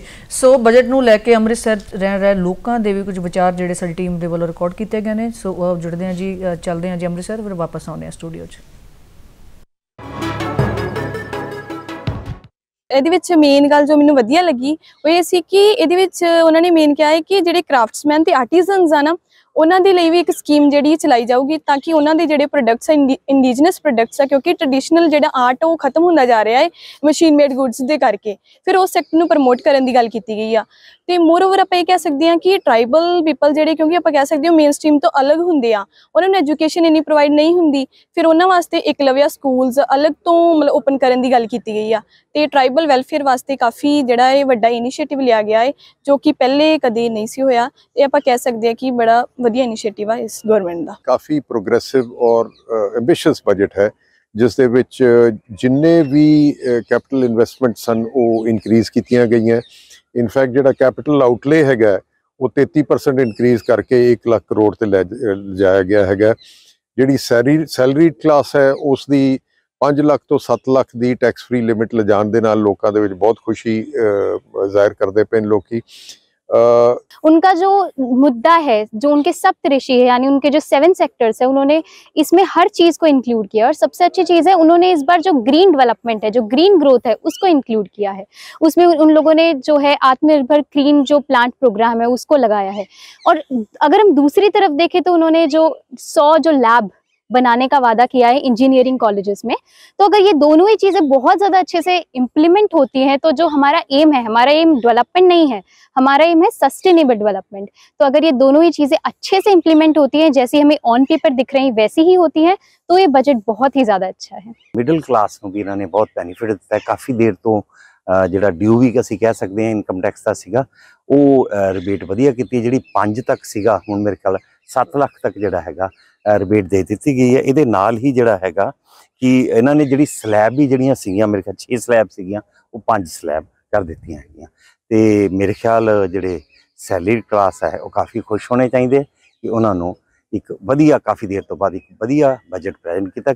ਦੇਖੋ ਜਿੰਨੇ ਪਿਛਲੇ ਬਜਟ ਅੱਜ ਤੱਕ ਸਾਰੀਆਂ ਸਰਕਾਰਾਂ ਦੇ ਦੇਖ ਲਓ, ਜਦੋਂ ਦੀ ਆਜ਼ਾਦੀ ਆਈ ਆ ਇੰਨਾ ਅੱਛਾ ਬਜਟ ਅੱਜ ਤੱਕ ਕਦੀ ਨਹੀਂ ਆਇਆ। ਈਵਨ ਮੈਂ ਕਹਾਂਗਾ ਕਿ ਪਿਛਲੇ 4 ਸਾਲਾਂ ਨਾਲੋਂ ਵੀ ਜ਼ਿਆਦਾ ਵਧੀਆ ਬਜਟ ਸੀਤਾਰਮਨ ਨੇ ਬਹੁਤ ਮਿਹਨਤ ਕਰਕੇ ਮੈਡਮ ਨੇ ਇਹ ਬਜਟ ਪੇਸ਼ ਕੀਤਾ ਔਰ ਨਰਿੰਦਰ ਮੋਦੀ ਜੀ ਦੀ ਅਗਵਾਈ ਥੱਲੇ ਹਰ ਵਰਗ ਨੂੰ, ਹਰ ਸੈਕਟਰ ਨੂੰ, ਚਾਹੇ ਉਹ ਖੇਤੀਬਾੜੀ ਦਾ ਸੈਕਟਰ ਐਗਰੀਕਲਚਰ ਹੈ, ਚਾਹੇ ਉਹ ਮੁਲਾਜ਼ਮ ਸੈਕਟਰ ਹੈ, ਚਾਹੇ ਉਹ ਬਿਜ਼ਨਸਮੈਨ ਹੈ, ਚਾਹੇ ਛੋਟਾ ਬਿਜ਼ਨਸਮੈਨ ਹੈ, ਸਰਵਿਸ ਕਲਾਸ ਹੈ, ਹਰੇਕ ਨੂੰ ਇਹਨਾਂ ਨੇ ਰਿਲੀਫ ਦਿੱਤੀ ਹੈ ਔਰ ਬਹੁਤ ਹੀ ਅੱਛਾ ਬਜਟ ਹੈ।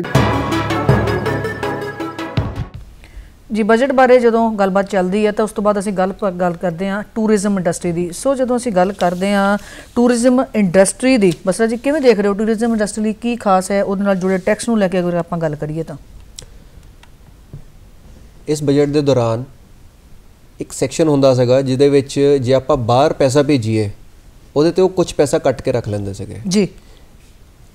ਪਿਛਲੇ ਸਾਲ ਤੱਕ ਉਹ 7 ਲੱਖ ਦੀ ਲਿਮਿਟ ਹੁੰਦੀ ਸੀ, ਜਿਸ 7 ਲੱਖ ਤੱਕ ਪੈਸਾ ਭੇਜ ਦਿਓ ਤੱਕ ਨਹੀਂ ਕੱਢਦੇ, 7 ਲੱਖ ਤੋਂ ਉੱਤੇ 5% ਕੱਟਦੇ ਸੀਗੇ। ਪਰ ਇਸ ਬਜਟ ਦੌਰਾਨ ਉਹਦੇ ਵਿੱਚ ਕੁਝ ਚੇਂਜਸ ਕਰ ਦਿੱਤੀਆਂ ਗਈਆਂ ਨੇ। ਹੁਣ ਉਹਨਾਂ ਨੇ ਕੀ ਕਿਹਾ ਕਿ ਜੇ ਤੁਸੀਂ ਕੋਈ ਫੋਰਨ ਰੈਮਿਟੈਂਸ, ਆਪਾਂ ਜਦ ਵੀ ਕਿਸੇ ਨੂੰ ਕੋਈ ਪੈਸਾ ਬਾਹਰ ਭੇਜਦੇ ਆਪਾਂ ਨੂੰ ਫੋਰਨ ਰੈਮਿਟੈਂਸ ਕਹਿੰਦੇ, ਬੈਂਕਿੰਗ ਦੀ ਟਰਮ ਹੈਗੀ ਹੈ ਜੀ। ਜੇ ਆਪਾਂ ਫੋਰਨ ਰੈਮਿਟੈਂਸ ਕਰ ਰਹੇ ਹਾਂ for the purpose of medical expenditure ਜਾਂ ਐਜੂਕੇਸ਼ਨ, ਤਾਂ ਉਸ ਲਿਮਿਟ 'ਚ ਕੋਈ ਚੇਂਜ ਨਹੀਂ ਹੈ, 7 ਲੱਖ ਦੇ ਉੱਤੇ 5% ਕੱਟਿਆ ਜਾਏਗਾ ਜੀ। ਬਟ ਜੇ ਆਪਾਂ ਹੋਰ ਕਿਸੇ ਰੀਜ਼ਨ ਲਈ ਕਰ ਰਹੇ ਹਾਂ ਫਿਰ ਉਹ 5 ਤੋਂ 20% ਹੋ ਗਿਆ ਹੈ। ਅੱਛਾ, ਉਹਦੇ 'ਚ ਵੱਡਾ ਕਿ ਜਿਹੜਾ ਫਰਕ ਹੁਣ ਦੇਖਣ ਨੂੰ ਮਿਲੇਗਾ ਜੀ। ਪਿੰਡਾਂ ਦੀ ਆਪਾਂ ਗੱਲ ਕਰਦੇ ਹਾਂ ਖਾਸ ਕਰਕੇ, ਕਿਉਂਕਿ ਜਦੋਂ ਗੱਲ ਕਰਦੇ ਹਾਂ ਚਾਹੇ ਭਾਰਤ ਦੀ ਤਾਂ ਪਿੰਡਾਂ ਦੀ ਸਭ ਤੋਂ ਵੱਡੀ ਇੱਕ ਗਿਣਤੀ ਹੈ। ਇਹਦੇ ਬਾਰੇ ਗੱਲਬਾਤ ਜਿਹੜੀ ਅਸੀਂ ਕਰਾਂਗੇ, ਕਿਉਂਕਿ ਹੁਣ ਅਸੀਂ ਚੱਲਦੇ ਹਾਂ ਜੀ ਮੋਗਾ। ਮੋਗੇ ਦੇ ਲੋਕਾਂ ਦੇ ਕੁਝ ਵਿਚਾਰ ਰਿਕਾਰਡ ਕੀਤੇ ਗਏ ਨੇ ਸਾਡੇ ਨੁਮਾਇੰਦਿਆਂ ਵੱਲੋਂ, ਗੱਲਬਾਤ ਕੀਤੀ ਗਈ ਹੈ ਜੀ, ਆਓ ਚੱਲਦੇ ਹਾਂ। हर स्लैब में इन्होंने 50,000 का बढ़ोतरी किया। इससे हर आदमी के पास पैसे खर्च करने के लिए ज़्यादा मिलेंगे और वो पैसे मार्केट में आएंगे, मार्केट की इकॉनमी बूस्ट होगी। हर बंदा चाहेगा कि मैं टैक्स भर के अपने देश के लिए कंट्रीब्यूट करूं। बीजेपी का बहुत ही अच्छा बजट पेश किया गया है। इस बजट च सब तो खास चीज़ ये रही जिहड़ा इलैक्ट्रिक वाहन जिहड़े सरकार ने सस्ते किए है, इहदी बहुत प्रशंसायोग ये कदम है। इहदे नाल जिहड़ा सारे भारत जिहड़ा पोल्यूशन फैल रहा है, एक तो उत्ते बहुत ज़्यादा कटौती होगी और लोग इलैक्ट्रिक वाहन होर ज़्यादा खरीद सकेंगे, क्योंकि पहला ये वाहन आम बंदे की पहुँच तो बाहर सीगे, हुण ये आम बंदे की पहुँच आ जाएंगे और वध तो इलैक्ट्रिक वाहन चलणगे। 2 व्हीलर्स 4 व्हीलर्स मैक्सीमम इलैक्ट्रिक चलणगे तो पोल्यूशन तो बहुत ज़्यादा कंट्रोल हो जाएगा जी। और सैकेंडली जिहड़े आम जिहड़े पब्लिक दे जिहड़े व्हीकल है, साइकिल 2 व्हीलर साइकिल है, ਉਹਦੇ ਰੇਟ ਘਟਾਉਣ ਨਾਲ, ਉਹਦੇ ਪ੍ਰਾਈਸਿਸ ਘਟਣ ਨਾਲ ਆਮ ਲੋਕਾਂ 'ਚ ਅਵੇਅਰਨੈਸ ਹੋਊਗੀ ਔਰ ਪਬਲਿਕ ਜਿਹੜੀ ਹੈ ਵੱਧ ਤੋਂ ਵੱਧ ਸਾਈਕਲ ਚਲਾਉਣ ਵੱਲ ਜਾਊਗੀ। ਜੀ ਪਿੰਡਾਂ ਦੇ ਵਿਕਾਸ ਦੀ ਆਪਾਂ ਗੱਲ ਕਰ ਰਹੇ ਸੀਗੇ, ਜਾਂ ਪਿੰਡਾਂ ਦੇ ਲਈ ਕੀ ਇਸ ਬਜਟ ਦੇ ਵਿੱਚ ਖਾਸ ਹੈ ਜਿਹਦੇ ਕਰਕੇ ਅਸੀਂ ਸੋਚ ਸਕਦੇ ਹਾਂ ਕਿ ਜਿਹੜੀ ਵਾਕਈ ਗਰੋਥ ਹੈ ਜਾਂ ਆਪਾਂ ਜਿਹੜੇ ਤਰੱਕੀ ਦੀ ਗੱਲ ਕਰਦੇ, ਵਿਕਾਸ ਦੀ ਗੱਲ ਕਰਦੇ ਹਾਂ ਤਾਂ ਉਹਦੇ ਵੱਲੋਂ ਅਸੀਂ ਵਧਾਂਗੇ। देखो जो वाइब्रेंट विलेज प्रोग्राम जिस तरह पहले ऐसी बहुत चीज़ा ये दी गई, छोटा छोटा हर चीज़ को ध्यान च रख के वाइब्रेंट विलेज प्रोग्राम दिता गया है। उसके अंदर पिंडां दे विच टूरिज़म तो बढ़ावा देने वास्ते गल की गई है।